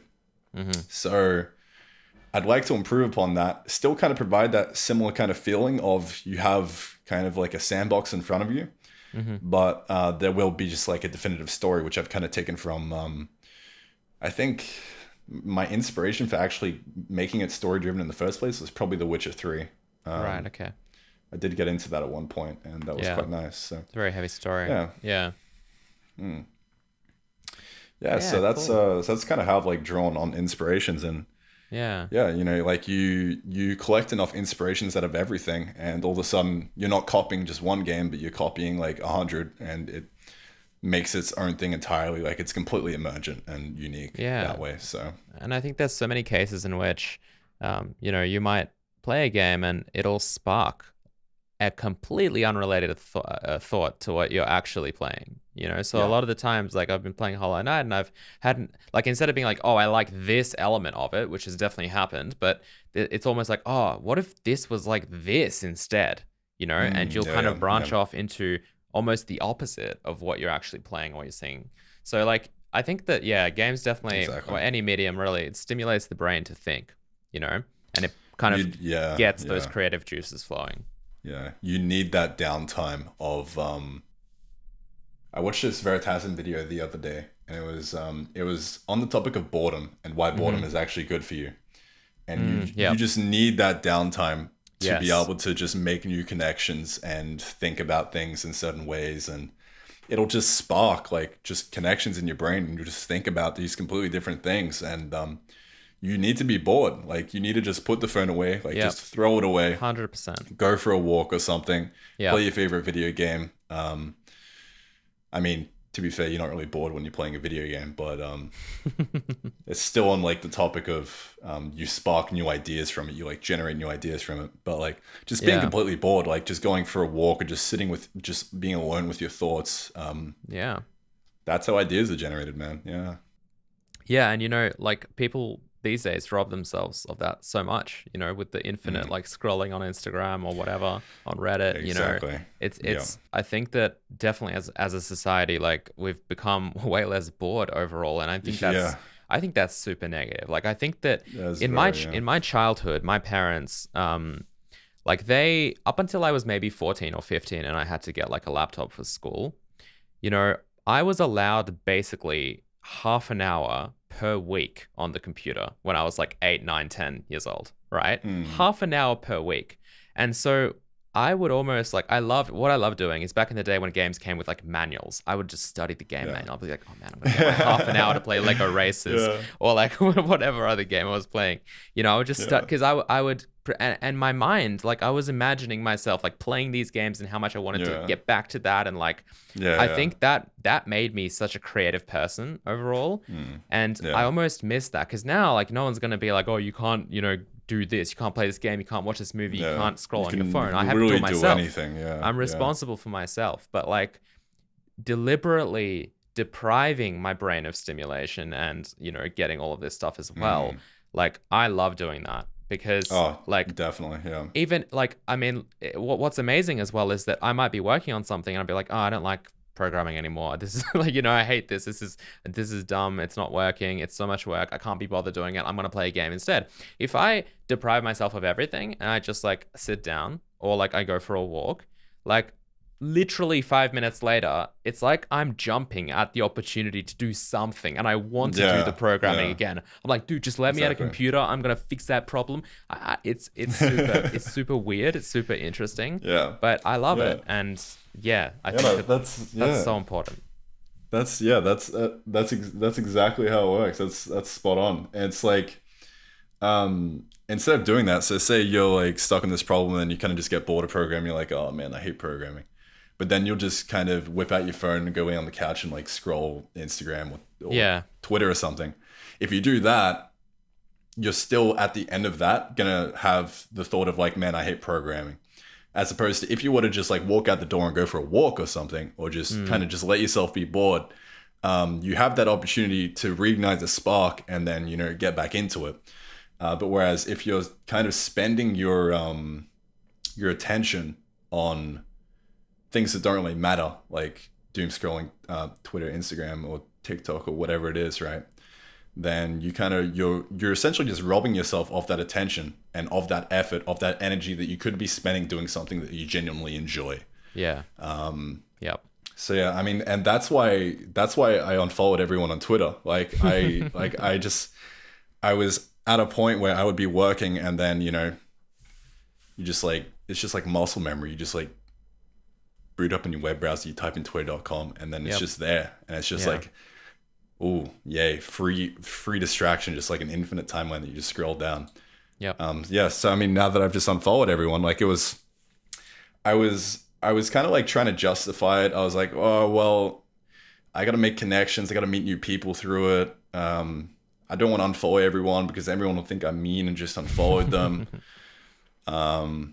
So I was kind of like trying to justify it that way, but then eventually I caved. I'm like, you know what? None of this shit matters. I'm just gonna unfollow everyone. And like, if people really need to reach out to me, they can.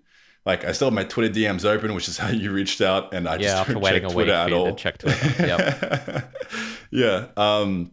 But like, usually it'll just be like email or something, and like, there's like, you don't need Twitter. Like, you don't. Yeah. I don't have Instagram installed on my phone anymore. I was hooked on TikTok for a while, but then kind of recognized like TikTok is like just the pinnacle of distraction of just like all the. It's like the final boss TikTok. Of all the social media apps, dude. Just do yourself a favor and don't. It is like crack. Like a lot of people post YouTube shorts though, which are from TikTok, and I kind of scrolled through those. Yeah. I need to stop. You kind of get the idea of that with like the YouTube shorts. So you like hop on your phone, and you like see the shorts, and you like kind of like scroll through that. It's kind of a little bit of what TikTok is like, but imagine there's way more algorithm behind it. Yeah. And it's like, you scroll TikTok for like, enough time and it'll give you exactly what you want. Yeah. And it's scary. And then you just, and then all of a sudden like that's just the next thing you default to, and you're just scrolling TikTok, and it's like, you kind of have to make the decision. It's like, well, is this content genuinely meaningful to me, or am I going to forget it in the next 10 seconds and not care? Yeah. And most of the time you just don't remember any of it at all. It's all just complete dog shit. Like, sometimes you'll come across some gems and you'll be like, wow, this is quite nice. This is, maybe like a funny meme or something you share with your friends. But Yeah, so maybe sometimes you will get actual kind of good informational content out of TikTok, and various other social media maps. I like various other social media apps. That was my justification for keeping them in the first place. It's like, well, on my Twitter timeline, I occasionally see, something that is worthwhile and valuable to me. Yeah. Be like a blog post that I'm interested in or something like that. If you follow like game developers or technical people or whatever. Exactly. But then you just kind of have to be like, well, I can do that intentionally from a different perspective. So I'm still on YouTube, right? But I have this app, this Chrome extension, which is distraction for YouTube. So you just kind of enable that. It blocks out all the recommended, all the comments. So you kind of purposefully watch YouTube. Oh, but then after 5 o'clock each day, when I sit down to kind of relax for the day, I'll unblock it and I'll just browse YouTube. And intentionally. And when I do find myself in the workday, kind of just like turning off that blocker and kind of looking at that, even now, like I've kind of gotten pretty good recently because I'll see like a video that I want to watch. I'm like, well, all right, I'll just add it to the watch later and then watch it at the end of the day. Yeah. So you kind of just get in this mindset of you have to purposefully consume content. Yeah. Instead of kind of passively just consuming everything that comes your way. Like just bookmark things. I've recently installed this app. What's it called? Pocket. It's called Pocket. And you say you find like an article or something. You just like hit a button and then it just saves it to your like Pocket thing. And then you can just like watch it later or just like read it later on any device. It just syncs across everything. Yeah, that's cool. So that's kind of like a save, like a watch later for articles and anything else that you want to consume. But yeah, kind of getting into that mindset of purposefully consuming things as opposed to passively through social media and like scrolling timelines. Because as soon as you have an app with an infinite timeline, it's like, it's just, you're really just asking for trouble, Like, yeah. So I've kind of cut all those out of my life, and it's just like it's just so much better. Like I'll just purposefully consume stuff and enjoy, and just not feel like shit for doom scrolling.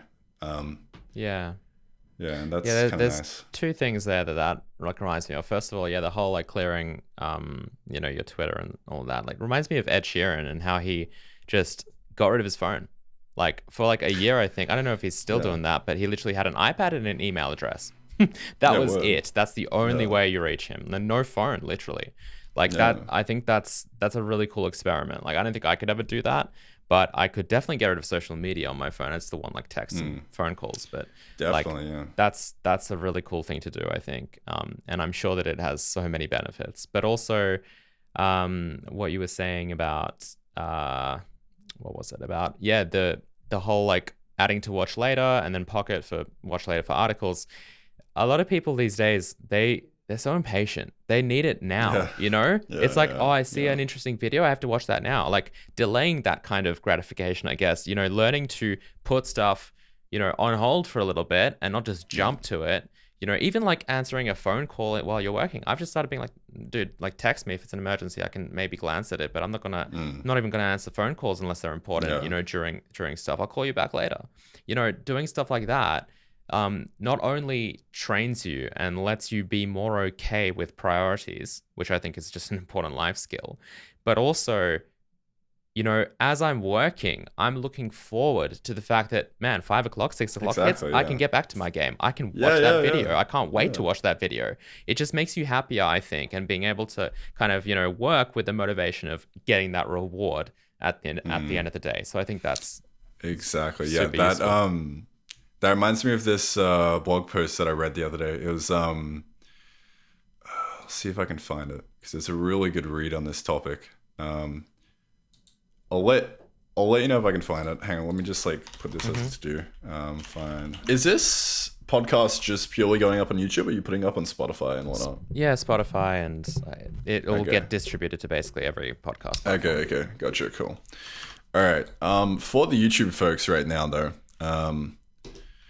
There's this article It's called Why Procrastinators Procrastinate, and it's on a blog called Wait But Why. I'm sure you can put it like in the description as well if people want to go, if you want to read this. Yep. I'll explain it to all your audio people right now though. The analogy is basically we have it's this little dude called the instant gratification monkey in our brain. Now you might have seen like this TED talk on YouTube about this guy kind of like just going over this blog post.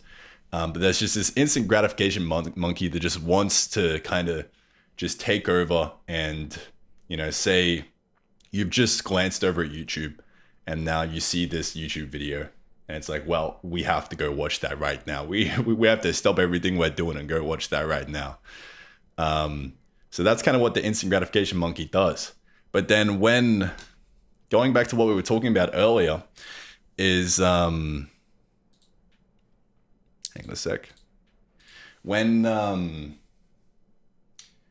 we were talking about kind of just like taking that YouTube video and putting it as like a watch later or like an article or just whatever, you're essentially getting the instant gratification monkey to work for you, because instead of you being motivated to go do that right now, you kind of say, all right, let's get our work done and then we can watch that afterwards.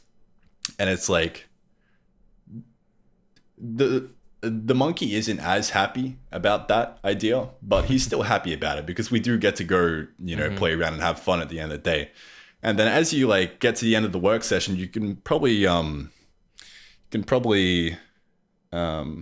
the word I'm looking for? I can't find it. Relate to this a little bit is like when you're at school and it's like the last like hour of school, last like 15 minutes or something, and you're like watching that clock tick down. You're like, well, I can't wait to get home and play video games with the boys or something like that. Or like you're just at work or something, right? And you just like can't wait to get home and go relax and do whatever it is you kind of like want to do, like video games, you know, watch YouTube, whatever. It's just like that feeling of like, well, I can't wait to get my work over and done with so I can then go do that. Like that's what this entire kind of like thing is. And if you can kind of leverage that, then, you know, you can just, you don't have to constantly be at the mercy of the instant gratification monkey. And him kind of steering the ship and leading you into watching a 3-hour podcast, which is probably what a good chunk of you are doing right now in this video instead of hitting the watch later. But that's okay. You know, you've already made hopefully it this far. You may as well finish the video. Hopefully. Yeah, hopefully. But what you really should have done is you should have seen this video, saved it to the watch later, and then watch it after 5 p.m. today. But better luck next time, all right? Or you should be listening to it on Spotify while doing some exercise or doing something productive, like cleaning the house. That's what I do a lot. I listen to podcasts while I'm doing so much stuff. Fun. Yeah, just like popping in a good old podcast. You're like going around doing some vacuuming or something and going to the gym. It's like you're just kind of gaining back that time that otherwise would have been spent doing some, you know, some meaningless task. Not meaningless, but you get what I mean. Less meaningful. Yeah, less meaningful. Yeah, I think that definitely like delaying that gratification, that pleasure, if you will, is also, it's just, I think it will, it increases it, you know, like I think I think that if you're able to be like, you know, tonight I'm going to do this amazing thing. Like if you do it during the day, you know, if you're doing it all the time, then it's not special anymore. It loses meaning. Here's a great story. I still do. I really love dumplings. Like I just love dumplings, man. Getting some Chinese dumplings. Oh my gosh. One of my favorite foods, right? And there was a time when I just started having it like every week. And then after a while, it's like, well, this isn't special anymore. Like I used to, with the boys, we used to just like literally once a month we had a dumpling run and it was just so good. But then when I was like, well, actually I can just Uber Eats or whatever, this dumplings to just come to me. You know, I started doing it a lot more often and I'd be like, well, you know, I was working all day. I don't have time to make dinner or whatever. I'll just order dumplings. But then it loses that, like it becomes worse. Like the experience of what used to be so fun and so nice and so good, you know, whether it be playing a video game or, you know, watching this, you know, your latest content, your latest favorite content creator has like released a video, you know, delaying that and then saving it it just makes it so much better, and it Exactly, doesn't yeah. lose its charm. So I think that's also Yeah. people you get used to anything. I think like another big It's thing just is money. desensitization, yeah. People struggle with this a lot with money, for example. They're like, okay, well, if I could only make this much per month, or if I could only have this much money, I'd be happy. But then you get used to making that much money, and it's like, well, I want this much money and I want more, and you just get used to it, and it's not special anymore.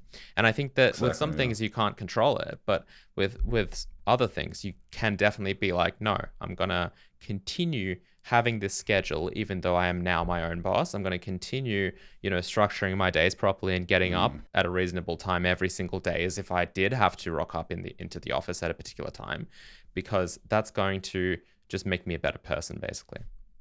Exactly, yeah. I mean, you could binge watch Netflix, you could go watch all the seasons right now, or you could have one episode a day and make it something special that you look forward Exactly. to. Yeah, 100%. And it's really hard to build up that circuit in your brain, because you just want to just go do it now. But once you kind of build that up and kind of just practice it a little bit more, it kind of becomes a habit.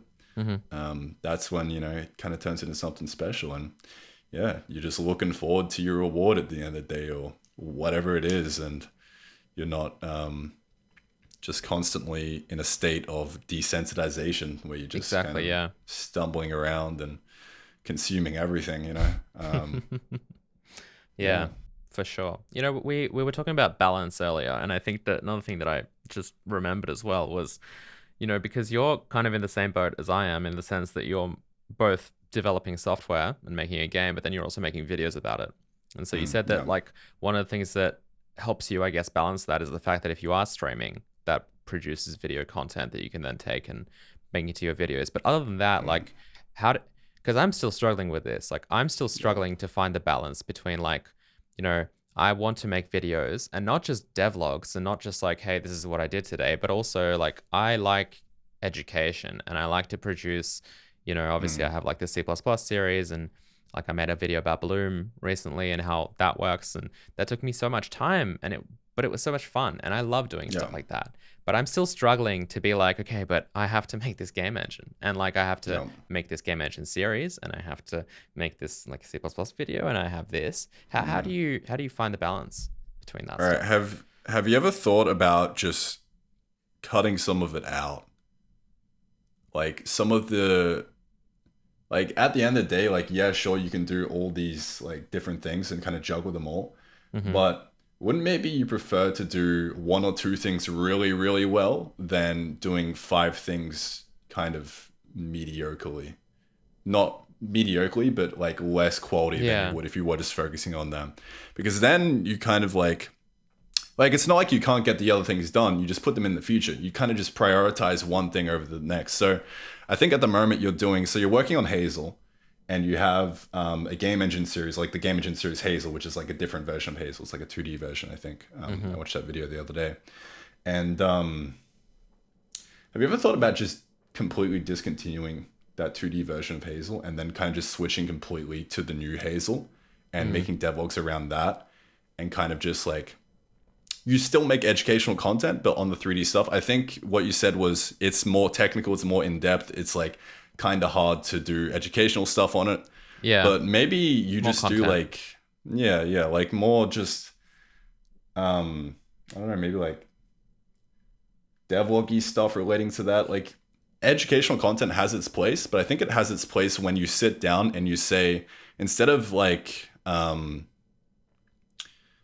how do you do your educational stuff at the moment? Is it like pre-planned and you have like a structure, or is it you just sitting down trying to figure things out yourself and like going with the flow? It kind of depends on what particular educational kind of content I'm making. Like you could call the game engine series educational. That's pretty much like I very loosely plan that. It's kind of live. People, I've tried kind of rewriting the code ahead of time, or like writing the code, I should say, ahead of time, then kind of merging it in or whatever and explaining it. People don't like that as much as the live coding stuff. So I've tried to keep it as live as possible. People like to see me debug issues and have unexpected things happen. So that kind of requires no planning. But C++ series, and like when I did the OpenGL series and stuff like the Bloom video, Like that is that can range anywhere from dot points, where it's like, okay, don't forget to mention this, but the actual dialogue is all live and on the spot. Yeah. But then the Bloom video was like entirely scripted, basically, apart from the kind of some of the screen sharing, kind of, if we look at this, it's that, and all of that stuff. Yeah. Okay. I mean, it just sounds like you have a lot on your plate at the moment. Especially with like with the Hazel, you've kind of just like split that into two. The way that I justify that though as well, because like, I've definitely thought about discontinuing the game engine series, but the way that I justify it is, if we're working on the 2D version of the engine, like 2D is something that I want Big Hazel to have as well. Yeah. Right? And I'm not working on 2D. In fact, I'm not even working on UI. Like, the proper Hazel doesn't have any kind of in-game UI that you can create either. Yeah. Those are all systems that I'm going to develop as well as good as possible, like to the highest standard possible in Hazel 2D, and then merge them in. Just like with like a lot of the stuff that we already have, like the scripting runtime for C# and everything in Hazel and Big Hazel, that can also kind of make its way, like I'll know what I'm doing when I start live coding that. So I've tried to not do the same thing. I was pretty upfront about this like a couple of years ago. I was like, guys, I'm just not going to do this. Like, I'm not going to write the same engine twice. Like, there are other things to do. Not to mention that like the game engine series, because it's got like over 100 videos, which people kind of have to watch if they want to still benefit, a lot from the latest videos. Like, the viewer base for those videos is quite small, because who's going to watch 100 videos specifically on this and want to watch someone live coding for 45 minutes unless they're either really invested or it's just for fun, for entertainment? Like, hey, let's watch this guy struggle. And that's that kind of draws parallels to, have you heard of Handmade Hero? Yeah. So that's I don't know how to pronounce his last name. Casey Muratori, I think. Yeah. So he's kind of been doing a similar thing to you in that regard, where he's kind of just he's taken a game engine just like completely from scratch and kind of just like coding it live and doing everything like that. But if you look at that, he's been doing that for years, and you just see this entire 600 just massive something episodes, massive body of work. Exactly, and it's like there's way too much of an upfront investment in order to get started with that. Exactly. So I really struggle to. I have people come on stream or just like in the comments and be like, "All right, I really want to get started doing what you're doing. How do you do it?" And I don't really have a good place to direct people to, because the way I've taken certainly isn't the most efficient one. I took a Udemy course on C++ blueprints and then like stumbled across your content, and then I was mentored by Ryan with C, and that's been my entire last 2 years. And it's like, we need a nice place to kind of just direct people to, so you can just like sit down and like, all right, take this course and you'll be good. Yeah. And like from there, you'll learn how to problem solve yourself. You'll learn how to Google. You'll learn how to do everything. And I don't have a place to recommend people that at the moment, really. So, I mean, going back to you, like with your current C++ stuff, how big is that? Like how many episodes do you have in your whole C++ series? Oof, I want to say it's around 80, but I have no idea, to be honest.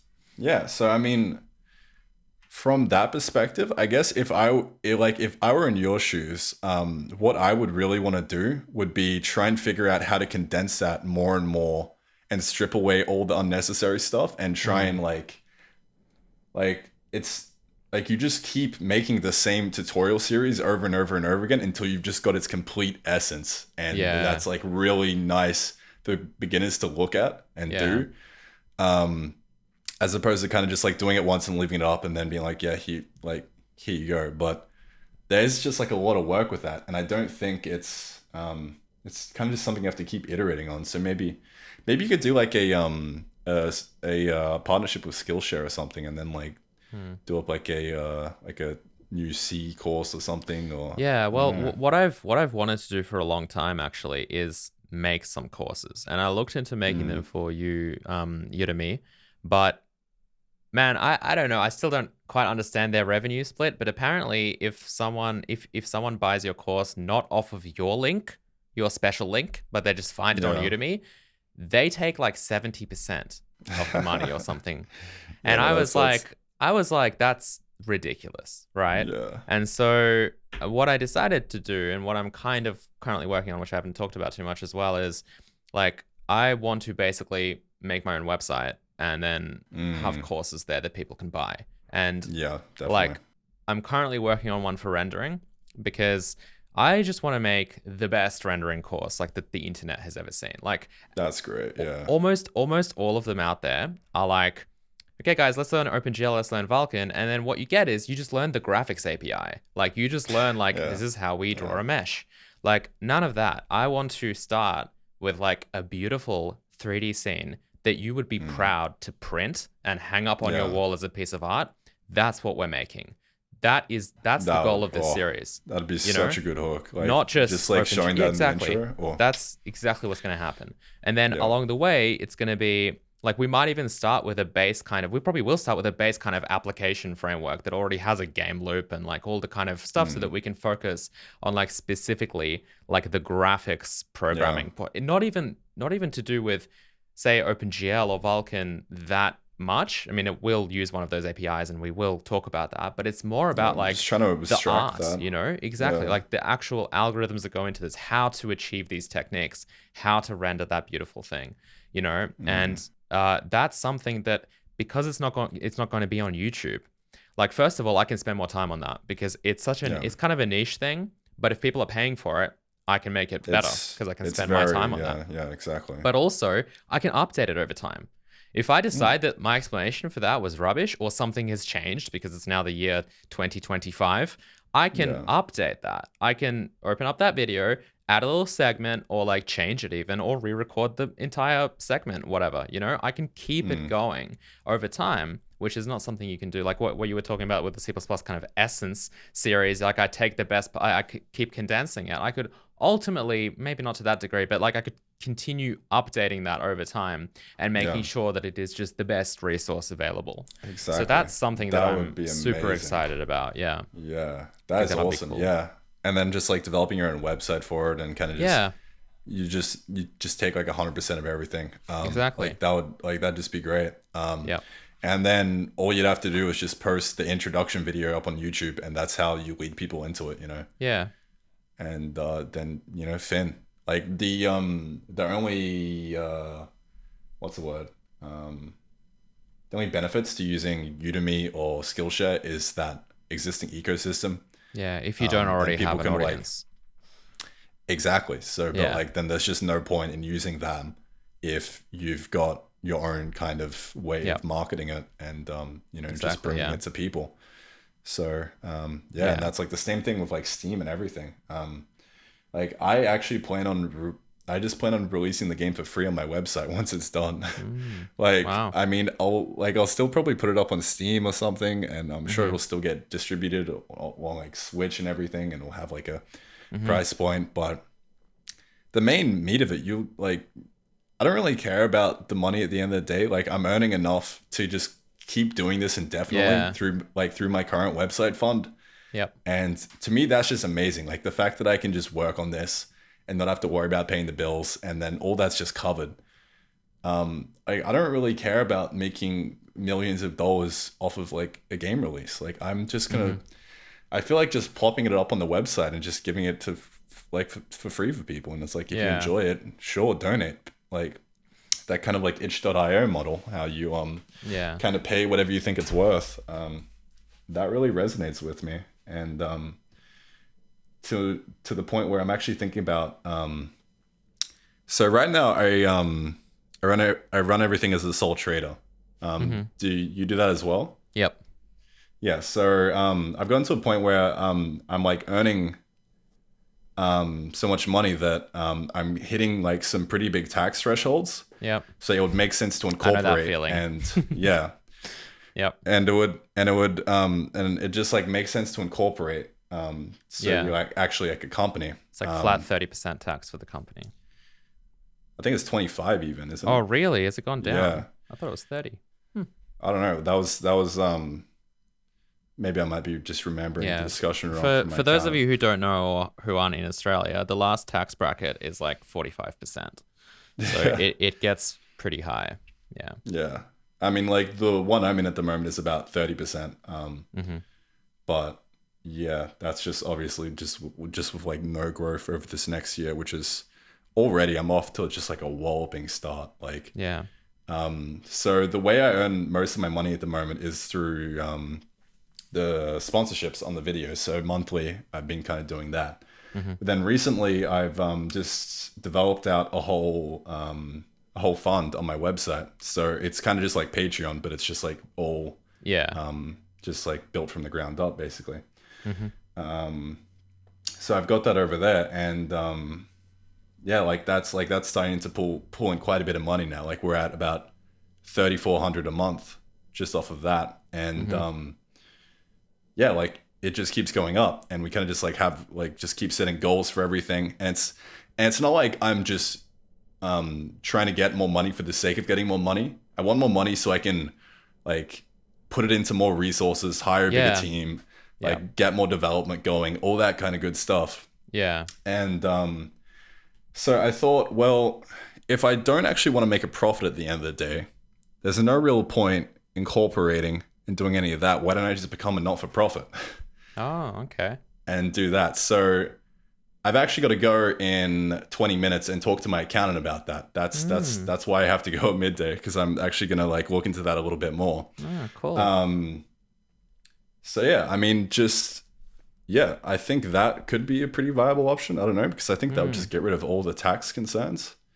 Yeah, because what I was going to say, actually, when you mentioned that you're not making a game to make millions of dollars, I was going to mention that I kind of hopefully am hoping to do that. But the reason being that I can then spend that money on creating a game studio, and actually doing what I enjoy. Because like I feel like that's why like a lot of people, look at money as like this negative thing, but it entirely obviously depends on what you use it for. Like I don't think I would ever be like, oh yeah, I'm happy with this and I never want to grow beyond this kind of amount of money that I'm making, because the more I grow, the more I can start hiring people, and the more I can expand. And that's such an exciting prospect. Yeah, and that was my exact reason for starting this out to begin with. I was like, I really want to make a game studio. I want to make a game. I want to hire all these people. I want to get offices. I want to do all this cool stuff.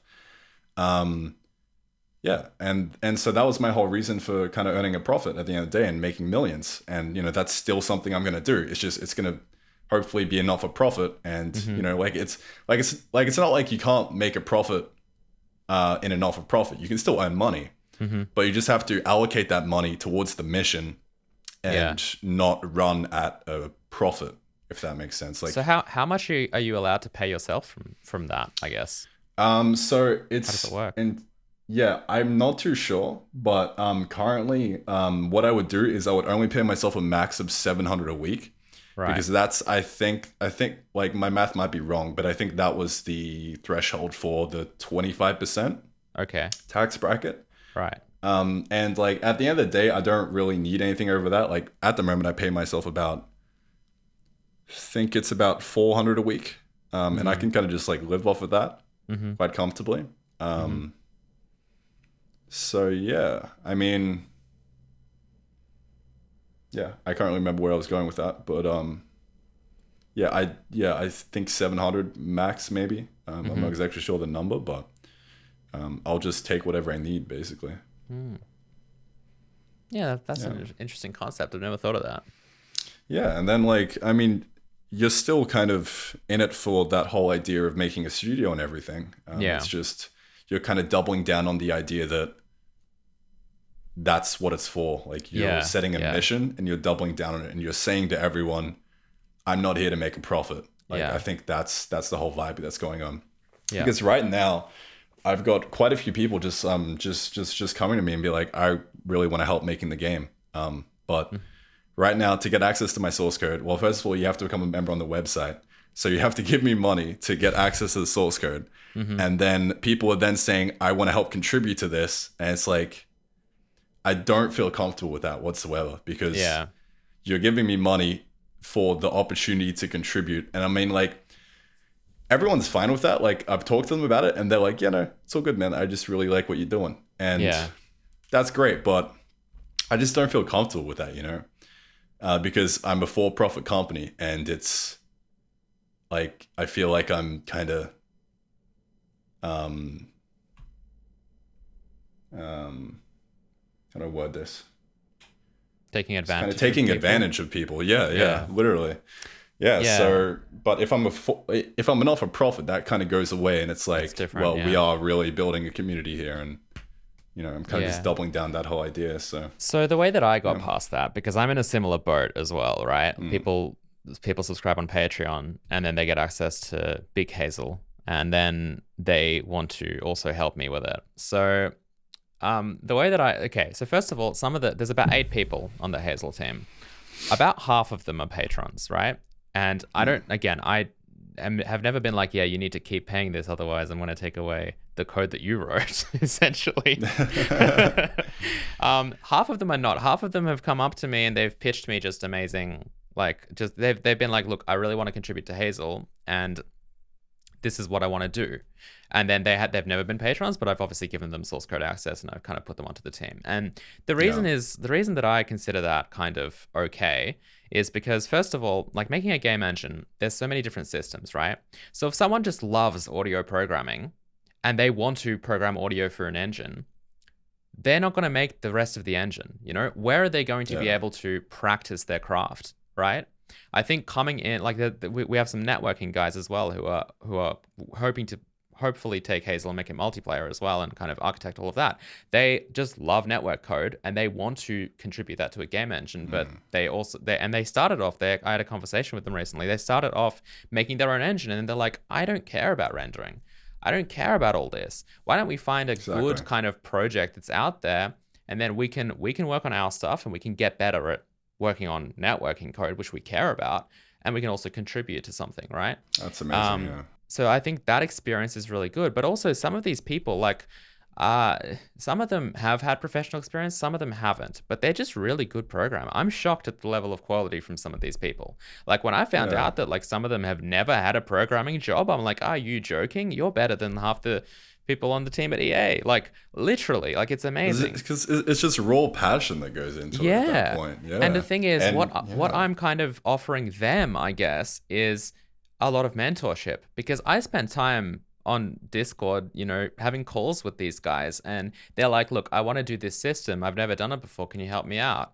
And in a way, it's like, they're kind of under my mentorship. Obviously, I've had professional experience working on game engines at EA.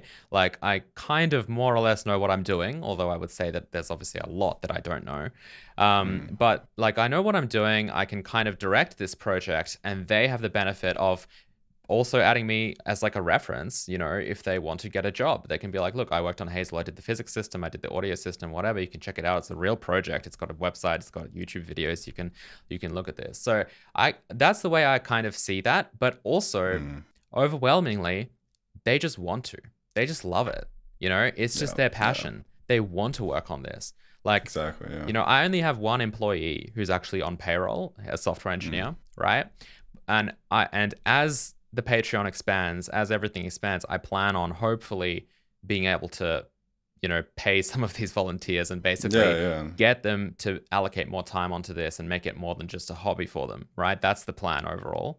But them being there, I think it's just something they're so passionate about, and that's such a great little team and community that I've built up.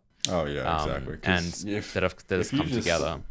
Yeah, if you just stitch together a bunch of people from different disciplines that are genuinely passionate about what they do, it's that's exactly why I sold out Ryan, because he's really passionate about the game engine side of things, and I like it. I can do it, but I'm really, really passionate about game design. So that's kind of where I come from, and it's that's what I want to spend most of my time doing. So it's just to have these people who are also passionate about what they do, and we all kind of just fit together like a jigsaw puzzle. That would be really amazing. I was gonna ask you what your favorite part of the whole game development process was. So design is where you're at. Yeah, it would definitely be game design, and I do still really like programming, but just in terms of just game design, just figuring out loops, trying to give the player a nice experience. I really enjoy that. Obviously, I haven't done much of it because I've just dedicated like the last 5 years to learning how to program properly. Yeah. I have done a little bit of game design, and I'm kind of just quietly sitting here crafting an entire story, an entire game, just in my notebooks. But yeah, that's kind of really what gets me out of bed. Do you hire people for art, or are you also doing that yourself? So originally, I hired a pixel artist just when I was first starting out. I didn't really hire him. I was like 15 at the time, and I just promised him royalties. And that's a classic model. I was just like, all right, bet. And then so then I got pixel arted that way, and I also met Ryan through him as well. Right. But yeah, and then over the years, I was like, all right, well, I need to just hire a pixel artist to just get him to do all the art for me. But then I was like, all right, why don't I just do it myself? And then I just learned pixel art myself. Yeah. And I kind of just did everything. Like it doesn't look as good, but it's getting there, and it's definitely like I don't really enjoy pixel art that much, but I think I would probably hire an artist to do it. Like once we do actually start kind of. Well, yeah, if you have to do it at scale, then yeah. Exactly. Yeah. Like at scale, what I want to be doing is sitting back and kind of just making sure everyone's working together nicely. And I really like the whole concept of just orchestrating like an entire team, and just trying to optimize just the process of everyone communicating together nicely. And I mean that's really nice, and that's kind of what I'm doing at the moment. So I've got 2 web developers working on payroll on the website at the moment. And then I've got 2 editors just for the second channel. And they just help me like pump out the stream highlights. And yeah, that's pretty much it at the moment. But I do want to expand that, and definitely include the people who just generally want to do it and just like volunteer. But yeah, like I said, I just haven't really been comfortable doing that because I'm kind of just earning money off it. But at the same time, I should just not be a bitch and just let him do it, because it's their choice at the end of the day. Like I'm not, and I'm sure it'll tricking benefit them them into doing it as well. Exactly. Yeah. So. But yeah, I think with the game, it's also like a little different. Last thing I wanted to ask you to wrap this up is, if you could go back like 5 years or maybe even 3 years to when you really started programming, like what would you tell yourself, and how has the experience, I guess, changed for you? What piece of advice would you tell your younger self?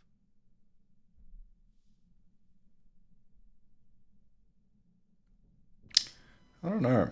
I think if I could go back in time and I could just give my younger self some advice, I would probably say, stop working so hard. It's really not the end of the day if you crank out more hours. Like just try and be smart about it, right? And I would, if I could, I would just literally just slap him down into C, like straight away, and be like, just focus on this and just learn this right away, because you're going down that path.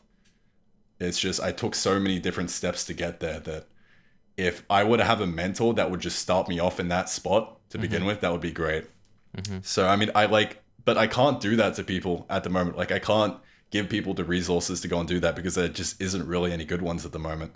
Like I can say all I want, sure, go learn C, make a game engine and do all that kind of stuff if that's what you really enjoy doing. But I just can't lead any people to any good resources, and it's kind of a bit annoying. But like it varies from person to person. Just like in general, like you can't just provide this blanket statement of like, oh, everyone should be making a game engine and doing their own stuff in C and all that kind of stuff, because at the end of the day, it's like, what do you really want to do? What motivates you to get out of bed in the morning? What do you want to go pursue? Go do that. Don't let anyone tell you otherwise, Yeah, C is just a tool. Exactly. Like you learn how to use the tools. Actually, I think this is a good little. Let me see if I can find the quote. But I came across this Hindu proverb the other day, And it was quite lovely, quite applicable to this situation. It is. There are hundreds of paths up the mountain, all leading in the same direction. So it doesn't matter which path you take. The only one wasting time is the one who runs around the mountain, telling everyone that his or her path is wrong. That's great. So it doesn't matter how you do it at the end of the day. All that matters is that, say you've got this massive ass mountain that you want to overcome. There's this big hurdle, and you're worried about all these other steps, like steps 2 through to 100. Just ignore them. Just focus on the first step. Take it, get it done. Once you've done the first one, then you can think about the next one. So just don't get overwhelmed and just start. Just start. Whatever it is you want to do, just get going. All right. Turn off this podcast right now. Get going. Brilliant. Fantastic words, Randy. Thank you so much for being here on the podcast. Where can people find you? Just search Randy in YouTube, I guess. It's a pretty competitive search term, Randy. Like it was. I've been typing in Randy gamedev. yeah.